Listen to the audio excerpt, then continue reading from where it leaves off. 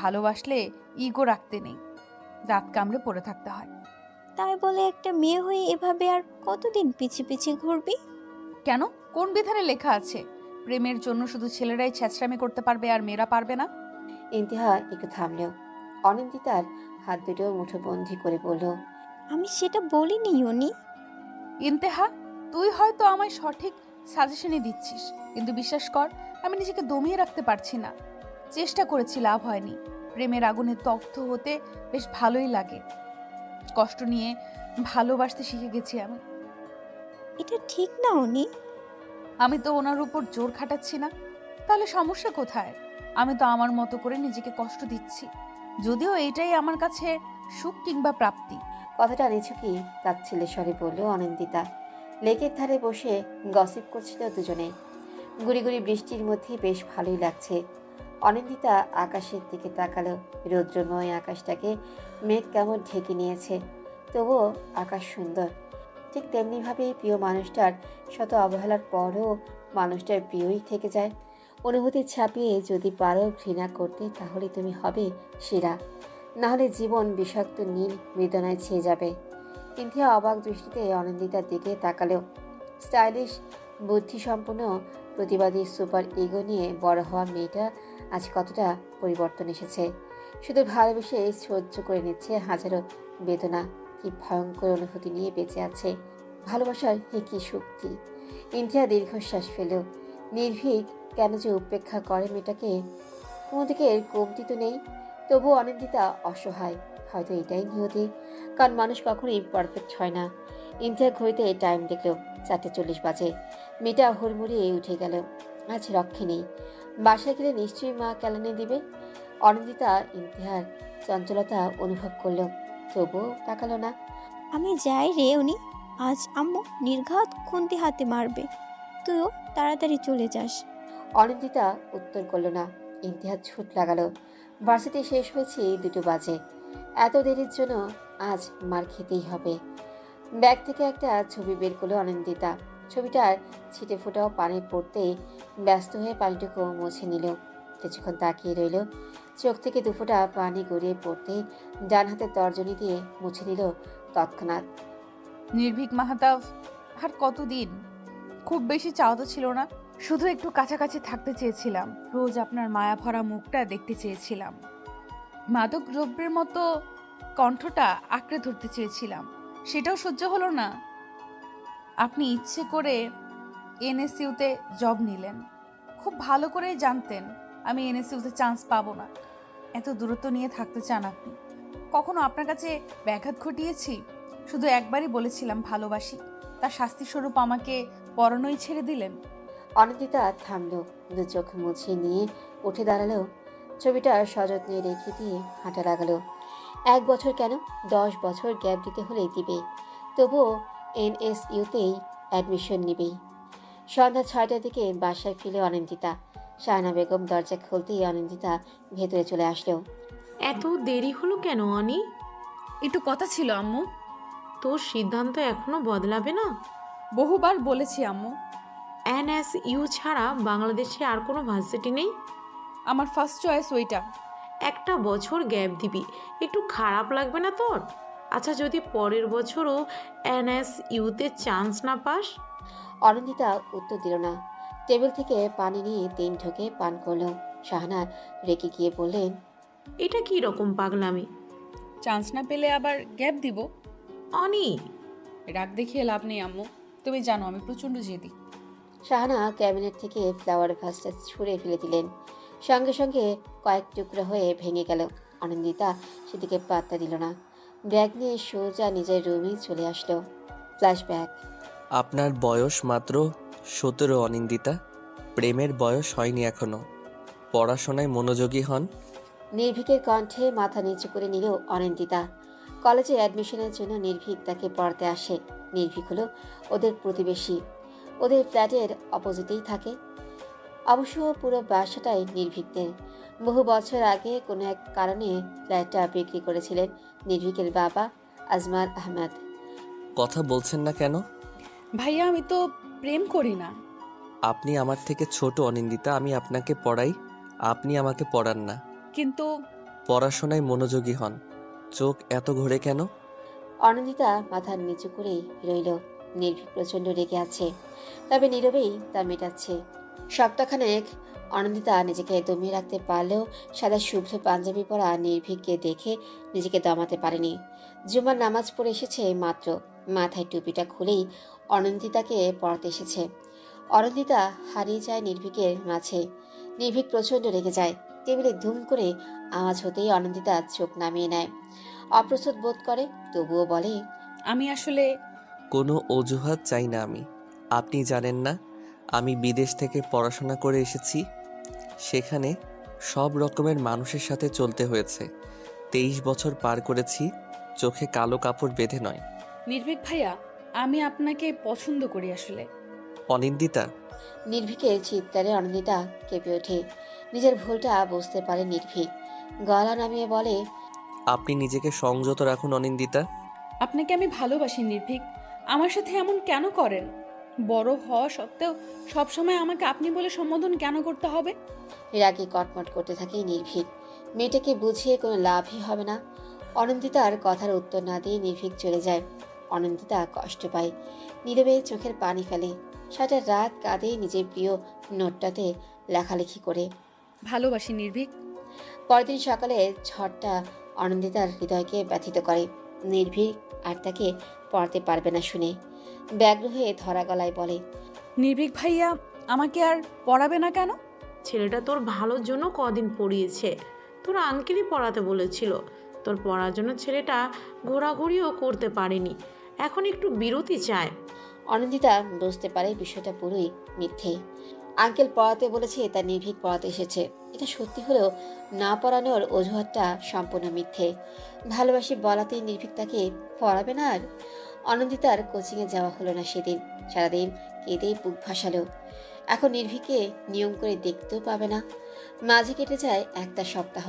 অনন্দিতা ছলে বলে কৌশলে নানান বাহানা দিয়ে নির্ভীকদের বাসায় যাওয়া শুরু করে, কিন্তু একবারও দেখা পায়নি। আজ আবার যায়। কলিংবেল চাপ দিয়ে চারুলতা আহমেদ দরজা খুলে দিলেন। অনন্দিতাকে দেখে একগাল হাসলেন, হাতের ইশারায় বললেন, অনিজে, আয় আয়, ভেতরে আয়। অনন্দিতা ভেতরে গেল। সোফাতে আয়েশ করে বসতেই চারুলতা কিচেনে চলে গেলেন। চোখ ঘুরে ঘুরে পুরো ফ্ল্যাটটা দেখতে লাগলো। বেশ দামি জিনিসপত্রে গোছানো ফ্ল্যাট। ফ্ল্যাট বলে ভুল হবে, কারণ ফ্ল্যাটটা দোতলা মডেলের, অর্থাৎ ডুপ্লেক্স বাসার মতো করে করা। অনন্দিতা উকি ঝুঁকি মারতে লাগলো। এখান থেকে নির্ভীকের রুমটা সরাসরি দেখা যায় না। মিষ্টি হাতে চারুলতা ফিরে আসলেন। অনন্দিতা হেসে তাকালো। একটা মিষ্টি খেয়ে আর খেলো না, কারণ ছানার মিষ্টি ওর পছন্দ নয়। গলায় আটকে যায়। এই বাটিতে কি এনেছিস অনি? আম্মু মুরগির মাংস পাঠালো আন্টি। আজ নাকি তুমি খাসির মাংস রান্না করেছো, আর নিহাল ভাইয়া না খেয়ে বেরিয়ে গেছে। আর বলিস না, ছেলেটা হয়েছে এক পাগল।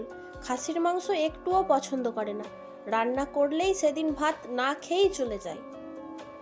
অনন্দিতা একটু হাসলো, হানমনেই বলে উঠল, আমিও তো খাই না। চারুলতা মাংসের বাটিটা নিয়ে রেখে দিলেন। তারপর অনন্দিতার পাশে বসে বললেন, শুনেছি তুইও নাকি খাসির মাংস পছন্দ করিস না। হ্যাঁ, একদম বাজে লাগে। পুরো নিহালের মতো করে বললিস। ইস, আমি তো ভুলেই গেছি, চুলায় তরকারি বসিয়েছি। এই ছেলেটার জন্য আবার রান্না বসাতে হয়েছে। আমি যাই রে অনি। চারুলতা চলে গেলেন। অনিন্দিতা মনে মনে খুশি হলো।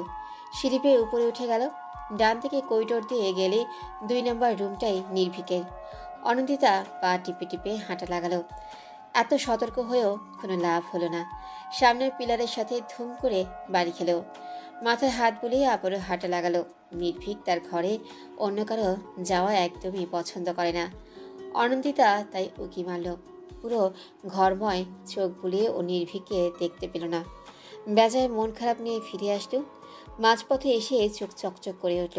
এই সুযোগ হাতছাড়া করার কোনো মানেই হয় না। মনের আনন্দে নাচতে নাচতে নির্ভীকের ঘরে প্রবেশ করলো। প্রথমেই বেডে শুয়ে পড়ল। ফ্যানের দিকে তাকিয়ে আনমনে হাসল। বালিশ দুটো করে নিয়ে বসে পড়ল। কিছুক্ষণ এভাবেই থেকে বালিশের নাক ডুবিয়ে দিল। এই বালিশেই তো নির্ভীকের শরীরে গন্ধ লেগে আছে। প্রাণ ভরে নিঃশ্বাস নিল মেয়েটা। এত সুখ সুখ অনুভূতি হচ্ছে। সাইড টেবিলে থাকা নির্ভীকের হাস্যোজ্জ্বল ছবিটা বুকে চেপে ধরল। ছেলেটা কি এত ভালোবাসে কেন? এত মায়া কেন ওই ছেলেটার মাঝে? নিজের প্রশ্নে নিজেই হাসলো। হঠাৎ চোখ পড়ল নির্ভীকের বুক সেলফে। শতেক বই রাখা সেখানে, তবে সব থেকে আকর্ষণ করছে গাঢ় নীল রঙের ডায়েরিটাতে। প্রচন্ড আগ্রহে মেয়েটা ফেল ফেল করে তাকিয়ে রইল। কিছুক্ষণ এভাবেই কেটে গেল। নির্ভীকের ছবির ফ্রেম থেকে ছবিটা নিয়ে লুকিয়ে নিল। এই ছবিটা খুব যত্নে রাখবে সে। বুকশেলফ থেকে ডায়েরিটা নিল। খুব সুন্দর করে ডায়েরির ওপর কারুকাজ করা, একেবারে শেষ প্রান্তে লেখা, অব্যক্ত প্রিয়তমা। তুমি আমার ভীষণ প্রিয়, ঠিক যেন কাশফুলে ঘেরা কিংবা রক্তজবার মেলা। তুমি হাসলে হাসে রৌদ্রময়ী আকাশ, তুমি কাঁদলে আকাশও কাঁদে, নামিয়ে দেয় ধারা। তোমার নামে লিখেছি কবিতা, লিখেছি হাজারো গান, কখনো শোনানো হয়নি, কবে জোড়াবে প্রাণ। তুমি কি জানো প্রিয়তমা আমার মনের করুণ অবস্থা? কখনো কি শুনেছে এই বুকের ধুকপুকানি কখনো? অনিন্দিতা আর পড়তেই পারল না। ডায়েরিটা টেনে নিয়ে গেল নির্ভীক। চোখ দিয়ে যেন অগ্নি ঝরছে। ভয়ে এক হাত পিছিয়ে গেল মেয়েটা। ডায়েরিটা উল্টিয়ে রেখে দিল নির্ভীক। অনিন্দিতা বারবার ফাঁকা ঢোক গেলছে। নির্ভীকের চোখে মুখে ভয়ঙ্কর রাগ স্পষ্ট হলেও ও অতি শান্ত কণ্ঠে শুধালো, এখানে কেন এসেছেন অনিন্দিতা? অনিন্দিতা উত্তর দিল না। ভয়েই তার শরীর ঠান্ডা হয়ে গেছে। নির্ভীক আবারও বলল, ডায়েরিতে হাত দিয়েছেন কেন? অন্যের জিনিসে হাত দেওয়ার আগে পারমিশনের প্রয়োজন হয়, জানেন না?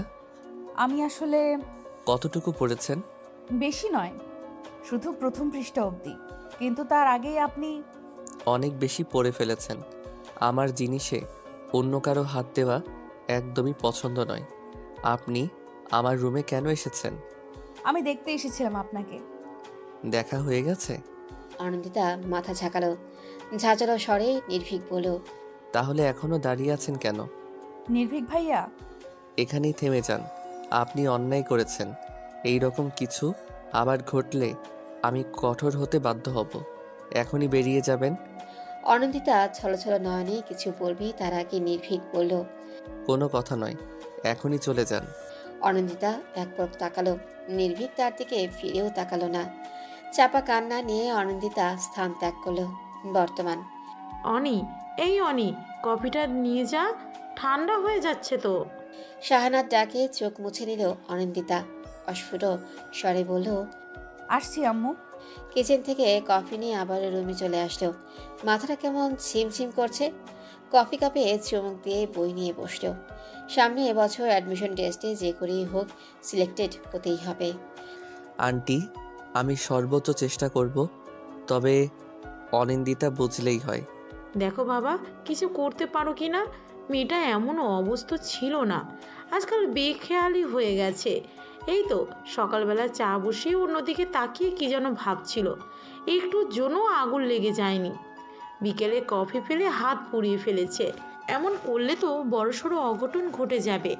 হ্যাঁ, আমি বোঝাবো যাতে অন্য ভার্সিটিতে অ্যাডমিশন নেয়।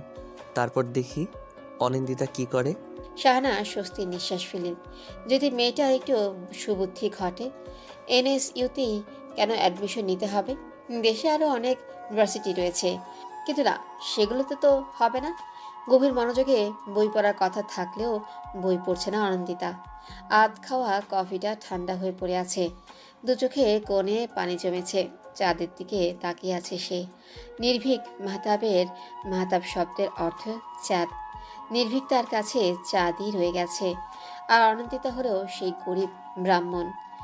অবশ্য সেটাও ভুল, কারণ গরিব ব্রাহ্মণ রোজ নিয়ম করে চাঁদকে দেখতে পায়। চাঁদ তার থেকে লুকিয়ে থাকে না, আর নির্ভীক তার থেকে লুকিয়ে বাঁচে। প্রায় 10 মিনিট ধরে দাঁড়িয়ে আছে নির্ভীক। একজন জলজ্যান্ত মানুষ যে তার রুমে উপস্থিত, সেদিকে খেয়াল নেই মেয়েটার। তার ভাবনা জুড়ে নির্ভীককে না পাওয়ার বেদনা। 4টি বছর ধরে যার জন্য মরিয়া হয়ে উঠেছে, প্রায় 3টি বছর ধরে পাগল প্রায় অবস্থা, অথচ নির্ভীক তাদেরকে ফিরেও তাকায় না। নির্ভীক খ্যাক করে কেসে অনিন্দিতার মনোযোগ পাওয়ার চেষ্টা করলো। অনিন্দিতা ঘুরে তাকাতেই বলল, আপনি নাকি 1 বছর গ্যাপ দিচ্ছেন অনিন্দিতা? অনিন্দিতা উঠে দাঁড়ালো। নির্ভীককে নিজের ঘরে আশা করেনিও। বিস্ময়ে ফেল করে তাকিয়ে রইল বেশ কিছুক্ষণ। ঠোঁটের কোণে মৃদু হাসির রেখা। নির্ভীক ভ্রু কুঁচকে তাকালো। আমার কথা শুনতে পাচ্ছেন অনিন্দিতা? অনিন্দিতা হকচকিয়ে উঠল। জামা টেনে নিয়ে ভালো করে ওড়না পেঁচিয়ে বলল, জি। এটা কি ঠিক হচ্ছে? কেন ঠিক নয়? নির্ভীক ঘুরে দাঁড়ালো। অনিন্দিতা টেবিল থেকে বই নিতে গিয়ে চোখ পড়ল বুক শেলফে। মুহূর্তেই রাগ উঠে গেল। প্রতিটা বই ঘেঁটে দেখতে লাগলো। অবাকের চরম পর্যায়ে অনিন্দিতা। নির্ভীকে ঠোঁট দুটো কাঁপছে। একটা বই মেয়েটার দিকে এগিয়ে দিয়ে রাগ মিশ্রিত কণ্ঠে বলল, এইসব কি? কি? আমার সাথে মজা করছেন? মজা কেন করব? এগুলো তো বই। টেবিলের ওপর ধুম করে বইটা রাখলো। 8টা বই বের করে নিয়ে বলল, প্রতিটা বই প্রেম নিয়ে লেখা। পড়াশোনা বাদ দিয়ে এইসব পড়েন আপনি, আর এর জন্যই মাথার পোকাগুলো নড়ে চড়ে ওঠে। আপনি কি করে জানলেন এসব প্রেমের বই? নির্ভীক হকচকিয়ে উঠল। প্রশ্ন এড়াতে বলল, আমি এগুলো নিয়ে যাচ্ছি। প্রেমের সংলাপ না পড়ে বই পড়ুন, কাজে আসবে। চাই না আমার কোনো কাজ। জেদ করছেন? না, জেদ করছি না আমি। আমি শুধু জানি একজনকে ভালোবাসি। থেমে যান। এনএসইউতে চান্স পাওয়ার ইচ্ছাটার একমাত্র কারণ যে আমি, সেটা খুব ভালো করেই জানি। এইসব পাগলামি বন্ধ করুন। এতে বিন্দুমাত্র লাভ হবে না, বরং যে চেয়ে নিজের ক্ষতি করছেন। অনিন্দিতা চোখ দুটো নামিয়ে নিল। নিজের দুর্বলতা দেখিয়ে কোনো লাভ নেই। পেছন ফিরে নিয়ে বলল, আমি পাগলামি করছি না। আমার এনএসইউতে অ্যাডমিশন লাগবে, সেটা যে করেই হোক। নির্ভীকে প্রচন্ড রাগ উঠে গেল। সমস্ত রাগ বইয়ের উপর উঠালো। বইগুলো দুমড়ে মুচড়ে নিয়ে চলে গেল। নির্ভীক চলে যেতেই চাপা কান্নায় ভেঙে পড়ল মেয়েটা। যে জায়গাটায় নির্ভীক দাঁড়িয়েছিল সেই জায়গায় হাত বুলালো। যে জায়গায় নির্ভীক হাত ছুঁয়েছিল সেই জায়গায় ঠোঁট ছোঁয়ালো। চাঁদের আলো মেয়েটার মুখ উজ্জ্বল হয়ে গেছে। নির্ভীকের দাঁড়ানোর জায়গায় শুয়ে রইল। পাগলামি। ভালোবাসা হলো এক বিচিত্র অনুভূতির বড়সড় পাগলামি। অনি, এই অনি, মেঝেতে শুয়ে আছিস কেন মা? শরীর খারাপ করছে? অনি, এই অনি। মায়ের ডাকে চোখ পিটপিট করে তাকালো। মেঝেতে ঘুমানোর কারণে গালের এক পাশ লাল হয়ে আছে। সাথে গালে দুটো দাগও হয়েছে। হাই তুলে অনিন্দিতা বলল, কি হয়েছে আম্মু? এখানে শুয়েছিস কেন? কাল তো গরম ছিল না, তাহলে জ্বর হয়েছে নাকি? ঘুমের ঘোরে পড়ে যাসনি তো? আম্মু একটু শান্ত হও। এমনি ভালো লাগছিল না, তাই শুয়েছিলাম। এখন বলো কি হয়েছে? মেঝে থেকে উঠ আগে, তোর আব্বু এসেছে, তোর সাথে কথা বলতে চাচ্ছে। অনিন্দিতা উঠে দাঁড়ালো। ঘড়িতে তাকিয়ে দেখলো 9টা বাজে। কক্সবাজার থেকে এত সকাল সকাল এসে পড়লেন কি করে? যা, ফ্রেশ হয়ে আয়, আমি নাস্তা রেডি করছি। শাহানা চলে গেলেন। অনিন্দিতা বিছানা থেকে ফোনটা নিয়ে নির্ভীকে প্রোফাইল ঘাটল। 5 ঘন্টা আগে অ্যাক্টিভ ছিল মানুষটা। অনিন্দিতার ভ্রু বেঁকে গেল। ছেলেটা রাতে ঘুমায়নি নাকি? হঠাৎ করে অনিন্দিতার বুকে মোচড় দিয়ে উঠল। নির্ভীক কি কাউকে ভালোবাসে? 2 বছর আগে নির্ভীকের ডায়েরিতে তো তেমনই লেখা ছিল। আপু, এই আপু, আর কতক্ষণ? হীরের কণ্ঠে ফোনটা রেখে দিল। ভাবনাগুলো নিয়েই বাথরুমে চলে আসলো। ফ্রেশ হয়ে এসে সোজা ড্রয়িং রুমে চলে আসলো। আরশাদ হক রিমোট নিয়ে টিভির চ্যানেল পাল্টাচ্ছেন। অনিন্দিতাকে দেখে বললেন, পাশে এসে বসো অনি। অনিন্দিতা বসলো না। আরশাদ ভ্রু কুচকে তাকালেন। মেয়েটা কেমন চুপচাপ হয়ে গেছে। বাড়ি মাতিয়ে রাখা মেয়েটার এমন করুণ দশা কেন? কি হলো? কখন এলে আব্বু? কিছুক্ষণ আগে। ফ্লাইটে করে এসেছো? ভাবলাম তাড়াতাড়ি আসা ও যাবে, আর ভেজালও কম হবে। অনিন্দিতা একটু হাসলো। আরশাদ উঠে দাঁড়ালেন। মেয়ের মাথায় স্নেহের হাত রেখে বললেন, তুমি তোমার সিদ্ধান্ত এখনো বদলাবে না।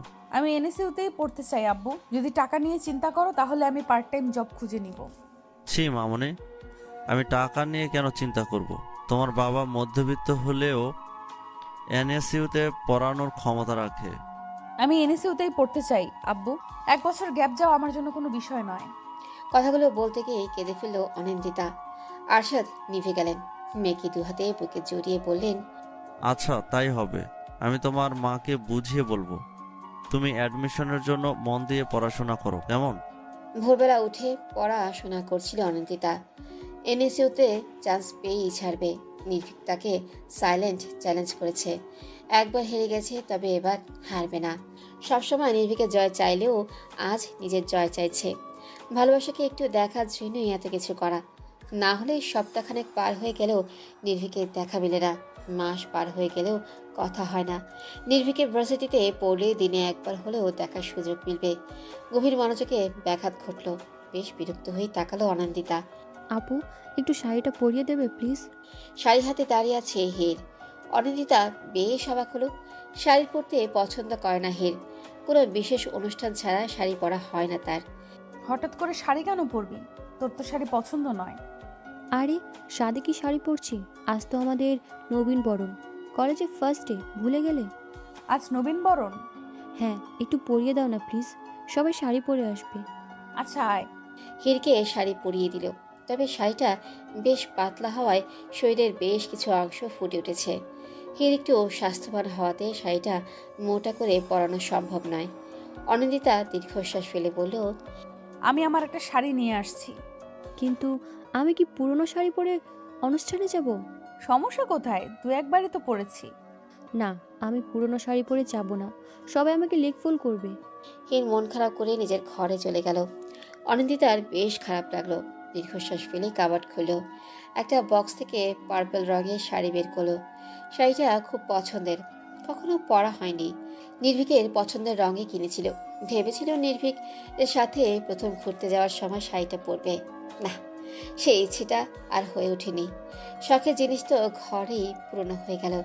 তার থেকে না হয় হিরই পড়ল। শাড়িটাতে হাত বুলিয়ে মৃদু হাসল অনিন্দিতা। রাত দিন এক করে পড়াশোনা চালাচ্ছে অনিন্দিতা। মেয়ের পড়াশোনা দেখে বেশ খুশি হলেন আরশাদ। এনএসইউতে অ্যাডমিশন নেওয়ার জন্য কি খাটুনিটাই না খাটছে।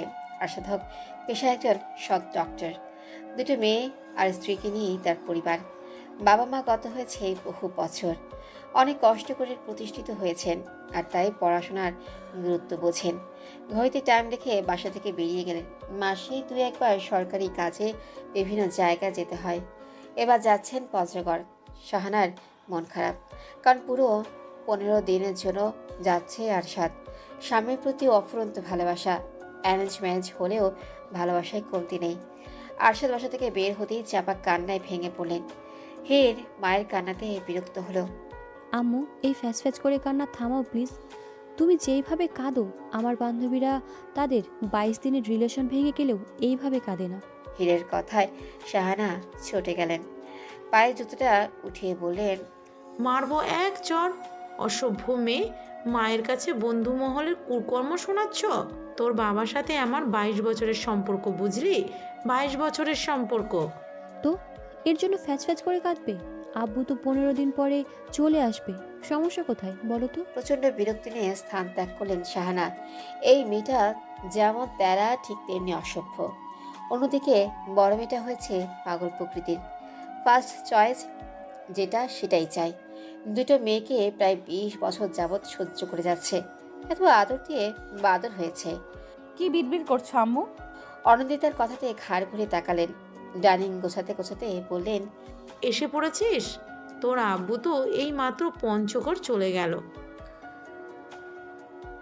কি? হ্যাঁ, মিনিট 10 হলো। আমাকে ডাকবে না একবার? আব্বু তো 15 দিনের জন্য গেল। তোর আব্বুই বারণ করেছে, ফোন করে কথা বলতে বলেছে। আপাতত এই গ্লুকোজটা খা, শরীরে জোর আসবে। একটা বছর ধরে কম খাটনি তো যাচ্ছে না। অনন্দিতা গ্লুকোজের পানিটা নিল, একটু খেয়ে আবারও রেখে দিল। হঠাৎই মনে পড়ো আজ শুক্রবার। উল্লসিত মন নিয়ে ছাদের দিকে পা বাড়ালো। লাল নীল নানা রঙের নয়নতারা ফুল ফুটে রয়েছে। ছাদের এক অংশ জুড়ে বাগান করেছে নির্ভীক। পড়াশোনাটা বিদেশে করলেও ও প্রতি 3 মাস অন্তর বাংলাদেশে এসে ঘুরে যেত সে। প্রায় 6 বছর যাবৎ এই বাগান তৈরি করা হয়েছে। গত 4 বছর ধরে অনন্দিতা নিজেও এই বাগানের যত্ন করে। অবশ্যইটা নির্ভীকের অগোচরে, কারণ নির্ভীক দেখে ফেললেই সর্বনাশ। এক বলতি কথার সাথে জ্ঞান শুনিয়ে দেয়। বাগানের ফুলগুলো একটু একটু করে ছুঁয়ে দিল। বড় আপন এই ফুলগুলো, কারণ প্রতিটা ফুলে নির্ভীকের স্পর্শ, যা ওর কাছে ভীষণ প্রিয়। চিলেকোঠা দিয়ে কারো পায়ের আওয়াজ পাওয়া গেল। অনন্দিতা দ্রুত সরে গেল। পানির ট্যাঙ্কের পেছনে লুকিয়ে পড়েছে। নির্ভীক এই সময়টাতে প্রতি শুক্রবার স্পেশালভাবে বাগানের যত্ন করে, সাথে খানিকটা শরীর চর্চা। নির্ভীক বাগানের ভেতরে প্রবেশ করলো, দুটো গাছকে স্পর্শ করে ভ্রু কুচকে দিল, একটু একটু করে প্রতিটা গাছ স্পর্শ করলো। কিছুক্ষণ থম মেরে দাঁড়িয়ে রইল, পেছন ঘুরে তাকালো, চোখ দুটো রক্ত লাল, শ্যামরঙা গালে লাল আভা যেন কাঠিন্য প্রকাশ করছে। প্রচণ্ড রাগে জল শক্ত হয়ে গেছে, কপালে ভাঁজ পড়েছে। অনন্দিতা চিত্ত কেঁপে উঠল। নির্ভীকের মুখের এমন ভঙ্গিমা দেখে অনন্দিতার মন বিষিয়ে গেল। কোথাও এক অদ্ভুত কষ্ট অনুভব হলো। নির্ভীক কেন তো রেগে আছে? একটু আগেই তো ঠিক ছিল। অনন্দিতার ভাবনার মাঝে নির্ভীকের কঠিন স্বর ভেসে আসলো। বেরিয়ে আসুন অনিন্দিতা। মেয়েটা চমকে গেল, নিজের কানকে যেন বিশ্বাসই হচ্ছে না। ফাঁকা ঢোক গেলে আরেকটু চেপে লুকিয়ে রইল। দ্রুত বেরিয়ে আসুন অনিন্দিতা, খুব খারাপ হয়ে যাচ্ছে কিন্তু। অনন্দিতা কাপা শরীরে বেরিয়ে আসলো। নির্ভীক তার দিকে এক পলক তাকিয়ে পেছন ঘুরে নিল। অনন্দিতা কষ্ট পেল। নির্ভীক কখনো তাকে ভালো করে দেখেই না। মানুষ এতটা নিষ্ঠুর হতে পারে? চোখের পানি চিকচিক করে উঠল। এমন এক মানুষের প্রেমে পড়েছে যে বিন্দু মাত্র সহ্য করতে পারে না তাকে। তবুও মেয়েটা হাসলো। নির্ভীকের ঠোঁটের হাসি দেখার জন্য নির্দ্বিধায় এক সমুদ্র ডুব দিতে পারে। এই সময় কেন এখানে এসেছেন? এমনি ভালো লাগছিল না তাই। মিথ্যে বলছেন আপনি। অনন্দিতা উত্তর দিল না। নির্ভীক কাঁটাযুক্ত গোলাপ গাছে হাত বোলাতে লাগলো। অনন্দিতা চমকে উঠল, চোখ দুটো যেন হন্তদন্ত হয়ে গেছে। এক পা এগিয়ে বলল, নির্ভীক ভাইয়া আপনি? অনন্দিতা নাম দেওয়ার সাথে সাথে গোলাপ গাছটাকে চেপে ধরল নির্ভীক। মুহূর্তেই হাঁটা ছিন্ন বিচ্ছিন্ন হয়ে রক্ত ঝরতে লাগলো। অনন্দিতা ডুকরে কেঁদে উঠল। তাদের দাঁত চেপে নির্ভীক বলল, এখানেই থেমে যান, আর এক পা বাড়ালে ভয়ঙ্কর কিছু হয়ে যাবে। নির্ভীক ভাইয়া। আগাবেন না।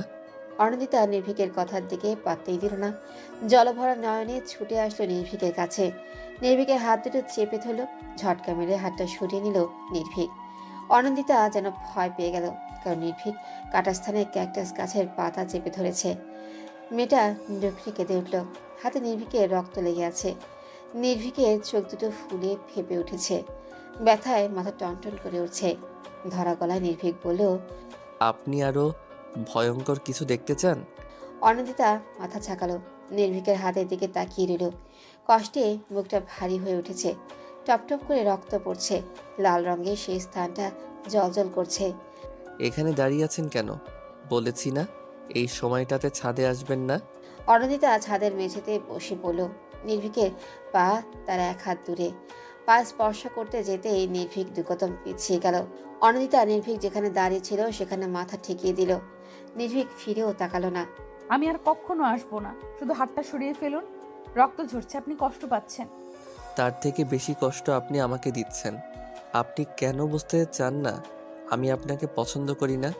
আমি চলে যাচ্ছি নির্ভীক ভাইয়া, প্লিজ হাতটা সরিয়ে ফেলুন। নির্ভীক সরালো না।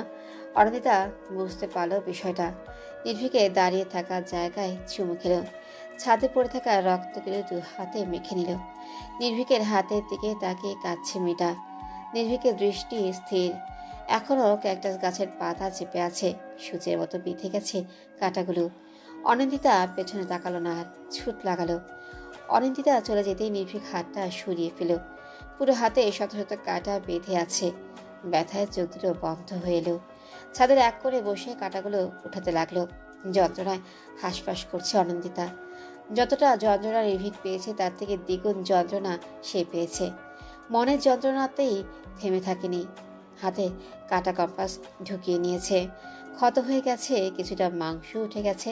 সাদা মাংস বেরিয়ে জায়গাটা ভয়ানক দেখাচ্ছে। রক্ত পড়ছে টপ টপ করে, তাতে কোনো ধ্যানই নেই।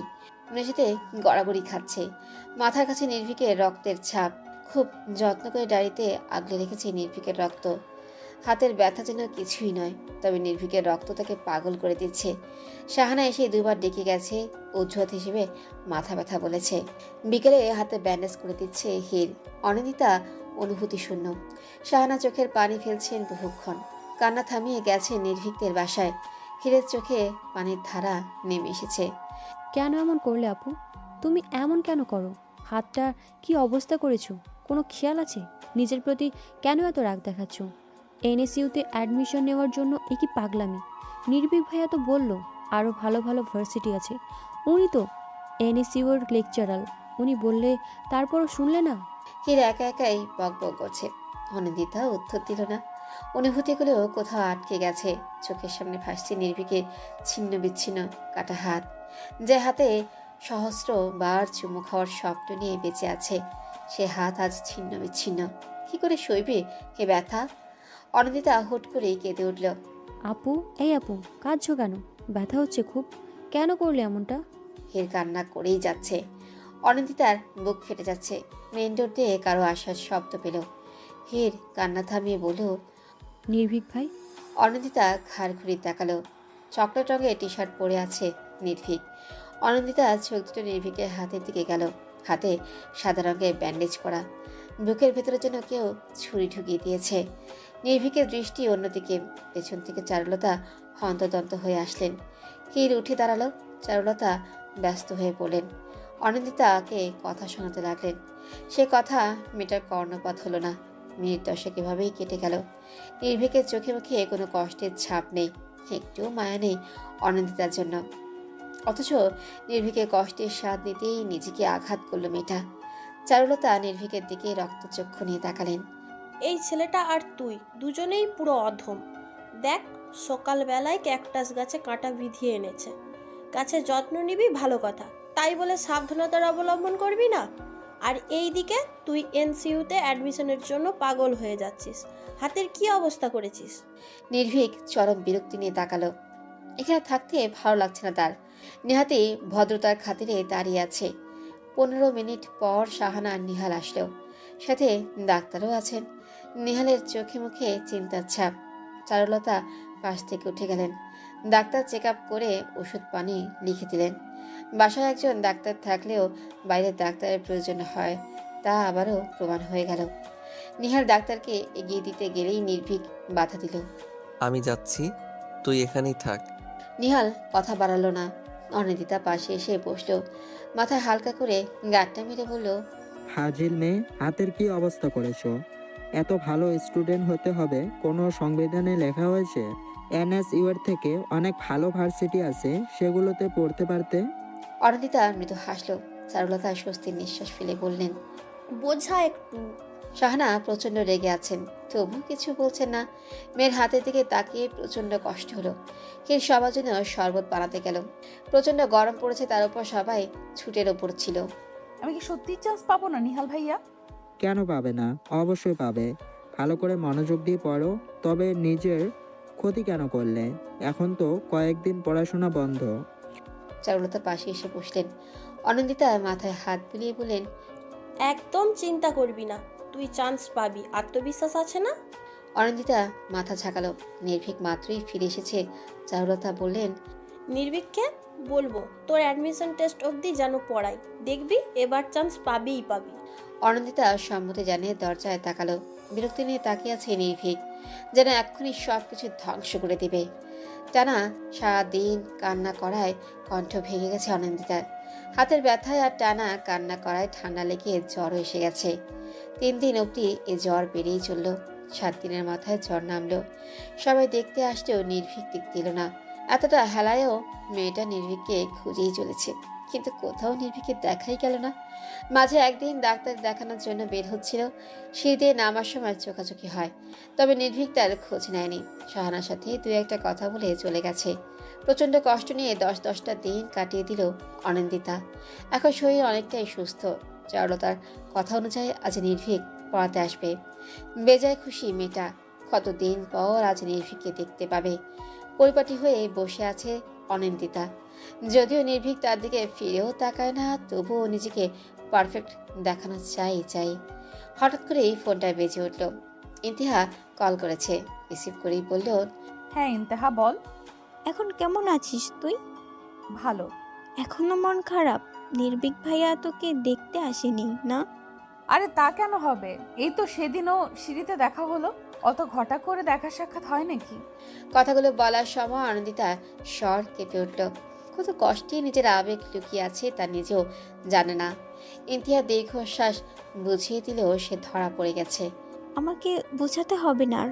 আজ থেকে নির্ভীক ভাইয়া তোকে পড়ানোর কথা, তাই না? হ্যাঁ, আন্টি তো বলেছে। দেখি উনি আসেন কি না। আচ্ছা ঠিক আছে, ভালো করে পড়িস, কিন্তু এমনিতেই একটা বছর পিছিয়ে গেলি। এখন রাখছি কেমন? আচ্ছা। অনিন্দিতা ফোন রেখে দিল। চোখে পানি চিকচিক করছে। পেছনে ঘুরতেই নির্ভীককে দেখতে পেল। অবাক চোখে তাকালো। নির্ভীক তার বুকশেলফ নাড়াচাড়া করছে। কখন এলেন উনি? কিছু ম্যাথ লিখে দিয়েছি, সলভ করুন। অনিন্দিতা মাথা ঝাঁকালো ঠিকই, তবে চোখ সরালো না। ব্ল্যাক ট্রাউজারের সাথে ছাই রঙা টি শার্টটা এত ভালো ছানায় ছিল না। নির্ভীক পেছনে ঘুরে তাকালো। অনিন্দিতাকে তাকিয়ে থাকতে দেখে বেশ বিব্রত হলো, তবে তেমন কিছুই না বলে বই দুটো টেবিলে রাখলো। অনিন্দিতার সেদিকে খেয়ালই নেই। দেখা শেষ হলে পড়তে বসুন। অনিন্দিতা চমকে তাকালো। নির্ভীকের কথায় খানিকটা লজ্জা পেল। নির্ভীকে ডান হাতের দিকে বারবার তাকানোর চেষ্টা চালালো, তবে ব্যর্থ হলো। ছেলেটার হাতে এখনো কি যন্ত্রণা হয়। স্কেল দিয়ে টেবিলে বাড়ি দিতে অনিন্দিতা চমকে উঠল। নির্ভীক মুখে কাঠিন্য এনে বলল, আমি কি চলে যাব? সরি। নির্ভীক উত্তর দিল না। অনিন্দিতা পড়তে বসলো। বারবার মনোযোগে ব্যাঘাত ঘটছে।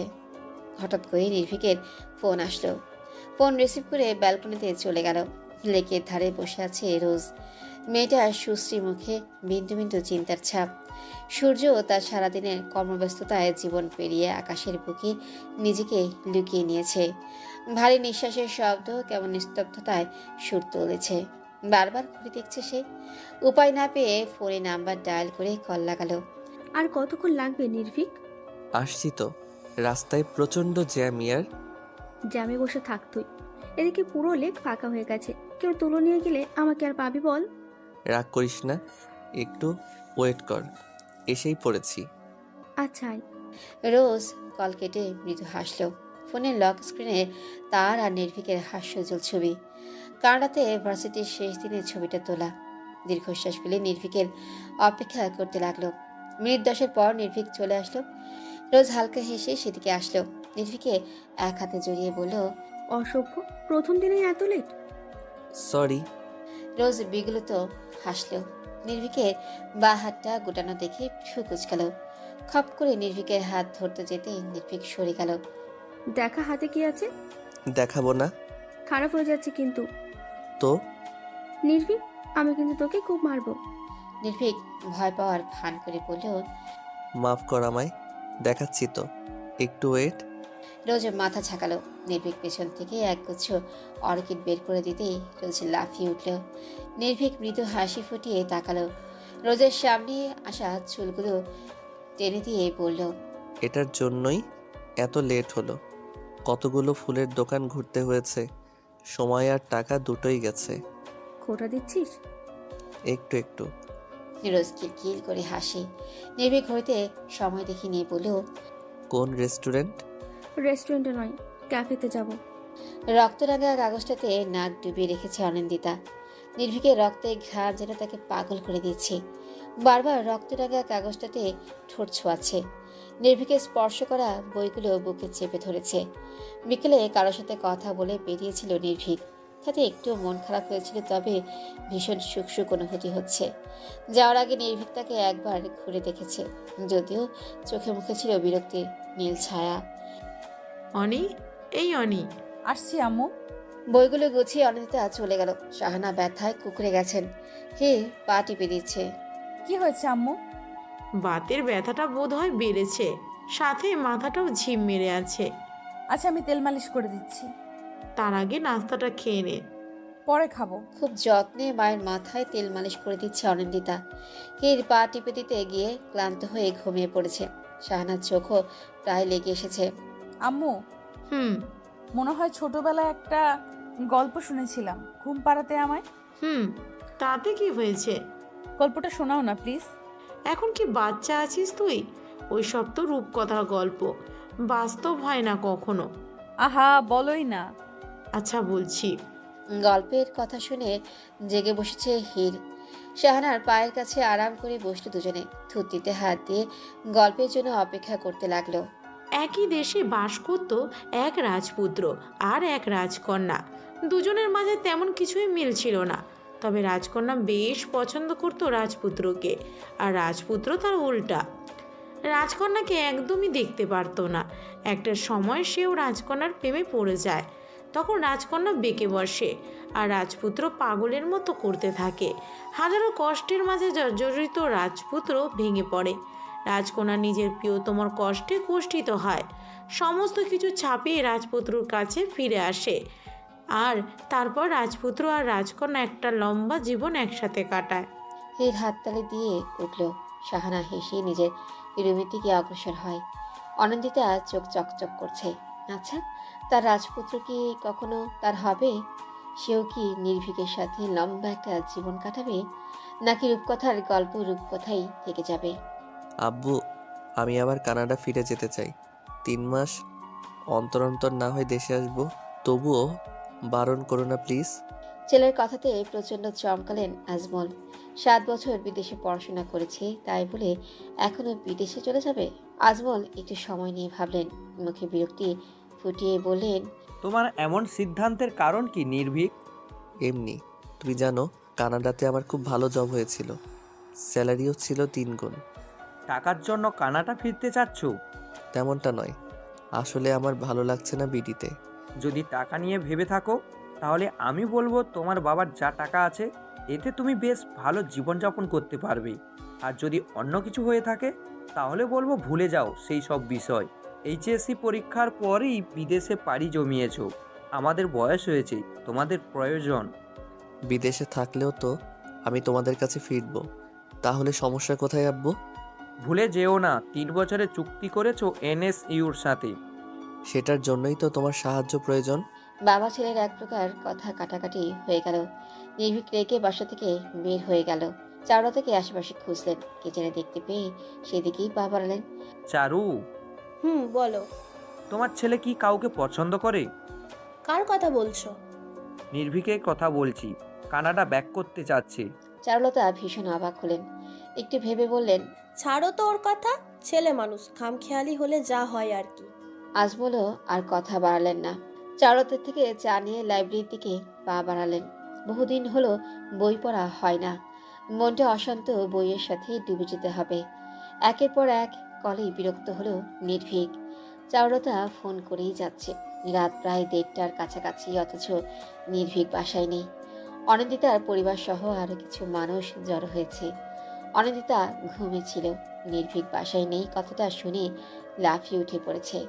বারবার বাইরের দিকে তাকিয়ে যাচ্ছে। নির্ভীক আসছে না, ছেলের কোনো বিপদ হলো নাকি সেটা ভাবতেই হাত পা অবশ হয়ে যাচ্ছে। হৃৎপিণ্ড যেন মুখ চিরে বের হতে চায়। দম বন্ধ করা অবস্থা, কিন্তু কোনো এক শক্ত বলের কারণে ব্যাঘাত ঘটছে। চারুলতা কান্না জুড়ে দিয়েছে। রাত 2টো বাজতে চলেছে। নিহাল দীর্ঘশ্বাস ফেলেই নির্ভীককে খুঁজতে বের হবে, তখনই গাড়ির হর্ন বেজে উঠল। সবাই সেদিকে ছুটে গেলেও অনিন্দিতা গেল না। ওর দৃঢ় বিশ্বাস ওকে দেখলে আবারও রাগ করবে নির্ভীক। তাই পিলারে পাশ ঘেঁষে দাঁড়িয়ে রইল। মিনিট 5 পর সবাই চলে আসলো। নির্ভীককে দেখতে পেল না। মনের ভেতর যেন ঝড় তুলেছে। সবাই ভেতরে চলে গেলেও অনিন্দিতা গেল না, ছুটে গেল বাহিরের দিকে। অসাবধানতার কারণে দুম করে মাথায় বাড়ি খেল। তখনই বাসার ভেতরে আসলো নির্ভীক। অনিন্দিতা অশ্রুসিক্ত নয়নে তাকালো। প্রাণে যেন প্রাণ ফিরে পেয়েছে।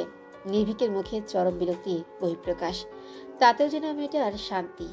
তীব্র গরমে তেজক রশ্মি যেন চূর্ণ বিচূর্ণ করে দিবে ভেতরটা।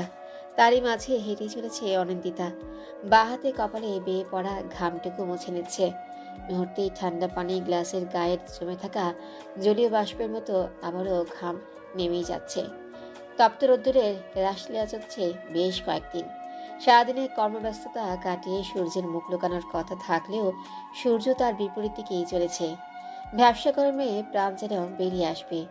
গনগনে সূর্য তার তেজস্বী ভাব দেখাতে ব্যস্ত। ঠিক তখনই চোখ যায় পাশে থাকা আইসক্রিম পার্লারে। মরুভূমিতে যেন এক ফোঁটা পানির আভাস মিলেছে। হুড়মুড়িয়ে ঢুকে যায় অনন্দিতা। এসির শীতল বাতাসে প্রাণ যেন সতেজ হয়ে ওঠে। একটু করে হাসি মেয়েটা। আইসক্রিম ফ্রিজের দিকে চকচকে চোখে তাকিয়ে থাকে। কোনটা নিবে ভেবেই পায় না সে। এটা তার সহজাত অভ্যাস। Miss may, I help you. Anindita ভ্রু কুঁচকে তাকায়। ডেনিম জ্যাকেট পরিহিত ফর্সা ছেলেটাকে বেশ ভালোই লাগছে। যে কারো নজর কাড়ার শক্তি রয়েছে তার, কিন্তু সে রূপে অনন্দিতার মন গলে না। ছেলেটা তার দিকে মোহদৃষ্টি দিয়ে আছে। অনন্দিতা কোনো কথাই বলল না। ছেলেটা যেন লজ্জা পায়। ফ্রিজ থেকে আইসক্রিম তুলে নিয়ে পাশে থাকা টেবিলে বসে পড়ে। অনন্দিতা দ্বিধাদ্বন্দ্ব কাটিয়ে কুলফি তুলে নেয়। প্যাকেট খুলে এক বাইট দিবে কি দিবে না, তখনই চোখ যায় অদূরে বসে থাকা নির্ভীকের দিকে। চকচকে চোখে তাকায়, তবে পাশে থাকা মেয়েটাকে লক্ষ্য করে না সে। নির্ভীক এদিকেই এগিয়ে আসে। বিস্ময় হতবাক হয়ে ভুলে যায় লুকানোর কথায়। কারো ডাকে নির্ভীক পিছন ফিরে তাকায়। তখনই অনন্দিতার মাথা চওড়াও করে আসে। দ্রুত পিলারের পেছনে লুকিয়ে পড়ে। নির্ভীকের বয়সী এক সুন্দর ভামিনী দেখে কপালে ভাঁজ পড়ে যায়। তার সাথে হেসে হেসে কথা বলছে নির্ভীক। হাতের আইসক্রিমটা পড়ে যায় রোজের সাথে নির্ভীকের হালকা আলিঙ্গন দেখে চোখ ছলছল করে ওঠে। তখনই ডাক পড়ে ডেনিম জ্যাকেট পরা সেই ছেলেটির। হে মিস, আইসক্রিম খেতে এসে আইসক্রিম গলিয়ে যাচ্ছ কেন? হকচকিয়ে ওঠে মেয়েটা। সেটা ভ্রুযুগল কেমন কুচকে আছে। পাকা ঢোকিলে নেয়, কেন যেন গলা থেকে বুড়ি ফুটছে না। হে, কোথায় হারিয়ে গেছো? জি। আইসক্রিম তো গলে পানি হয়ে গেছে, ফেলো ওটা। অনন্দিতা আর সম্মতির প্রয়োজন মনে করে না। হাত থেকে নিয়ে আইসক্রিমটা ফেলে দেয়। বক্স আইসক্রিম তুলে দেয় হাতে। অনন্দিতা সেদিকে ধ্যান নেই। তার চোখ দুটো নির্ভীক আর রোজের দিকে ছলছল নয়নে তাকিয়ে আছে। এই যে মিস। হকচকিয়ে ওঠে অনন্দিতা। ছেলেটা হাত বাড়িয়ে বলে, আসিম মাহাতাব। মাহাতাব নাম শুনে শরীর ঝাঁকুনি দিয়ে ওঠে। নির্ভীকের দিকে এক পলক তাকায়। নির্ভীক নেই। তবে কি চোখের ব্যায়াম হয়েছে তার? হঠাৎ আইসক্রিমটা হাত থেকে পড়ে যায়, ছিটকে পড়ে অসীমের শরীরে। ছেলেটা বোধ হয় সামান্য বিব্রত হয়। কিছু মানুষ তাদের দিকেই তাকিয়ে আছে। অসীম গলা উঠিয়ে ডাকে, ওয়েটার, ইয়েস স্যার। কিছু টিস্যু দিয়ে যান, আর এটা কাউকে দিয়ে ক্লিক করুন। মাথা ঝাঁকিয়ে ওয়েটার চলে যায়। টিস্যু দিতে মুছে নেয় শার্ট। এতক্ষণ পর বিষয়টা খেয়াল হয় অনন্দিতার। চক্ষু লজ্জায় পড়ে যায়। ভদ্রতার খাতিরে টিস্যু নিয়ে অসীমের শার্টের হাতাটুকু মুছে দেয়। ছেলেটা লম্বা হাসে। তাতে যেন আর লজ্জা পায় সে।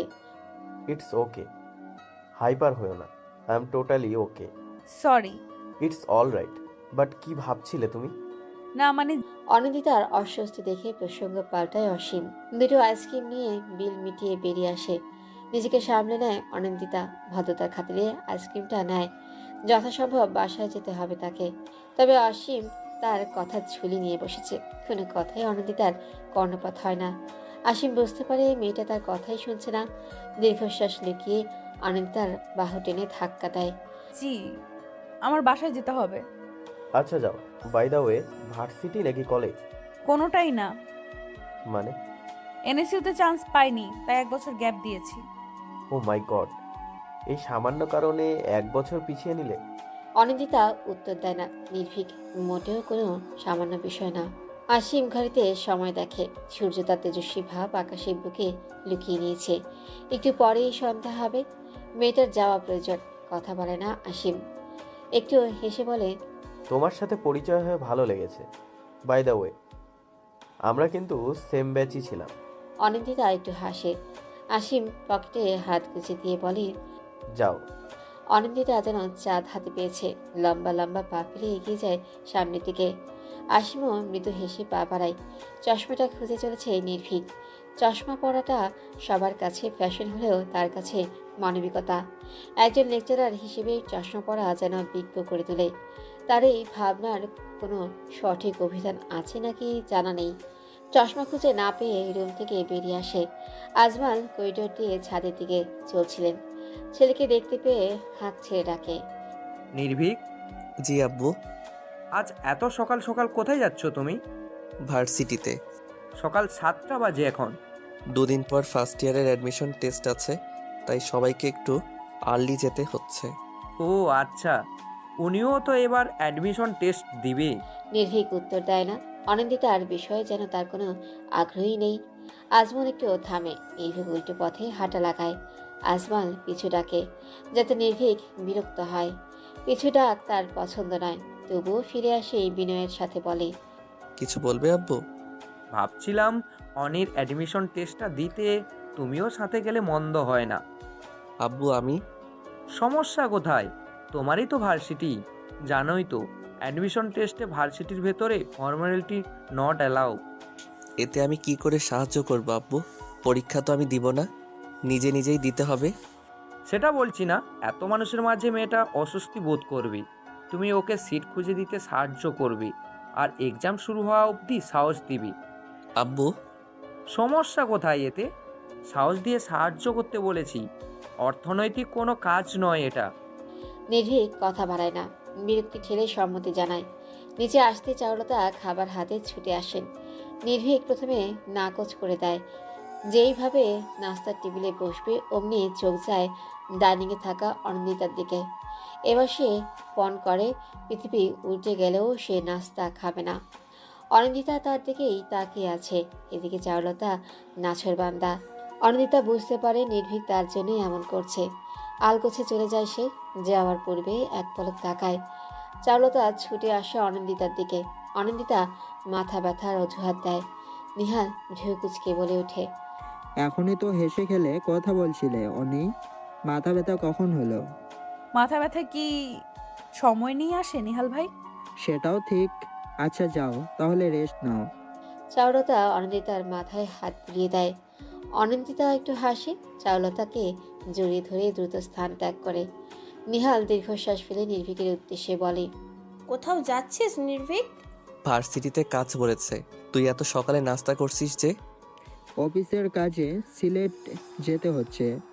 নির্ভীক ভ্রু কুচকে তাকায়। ভেবেছিল পারমিশন গ্র্যান্টেড করে নিহালের সাথে অনিন্দিতাকে ধরিয়ে দিবে, কিন্তু এখন তো সেটাও সম্ভব নয়। তবুও বলে, খুব বেশি দরকারি? হ্যাঁ।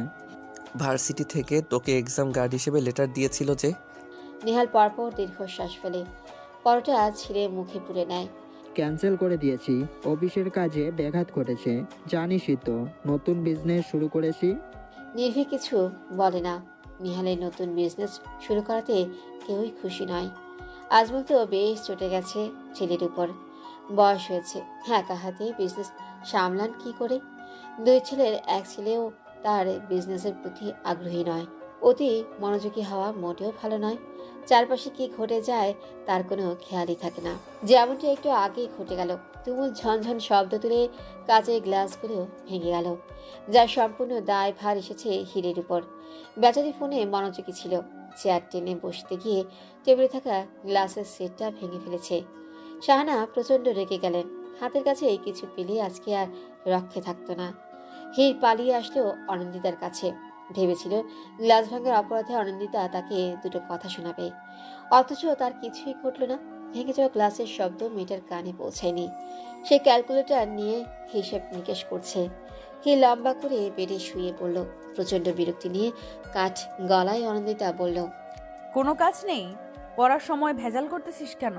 আজব, আমি কি করেছি? তোমার ইচ্ছে হয়েছে তুমি পড়েছো, আমার ইচ্ছে হয়েছে আমি শুনেছি। অনিন্দিতা কথা বাড়ল না, গভীর মনোযোগে অঙ্ক কষতে লাগলো। তবে ব্যাঘাত ঘটল কলিং বেলের শব্দে। তার উপর শাহানা চেঁচাচ্ছেন। খাতায় মনোযোগ রেখে অনিন্দিতা বলল, হীর তাড়াতাড়ি দরজা খুলে দিয়ে আয়। আমি যাব না। কি ধরনের কথা এটা? আমি পড়ছি, দেখছিস না? আমি শুয়ে আছি, দেখতে পাওনি? অতি পড়াশোনা করে চোখ খেয়ে ফেললে নাকি? রাগে উঠে গেল মেয়েটা। হাতে স্কেলটা ধুম করে টেবিলে রাখলো।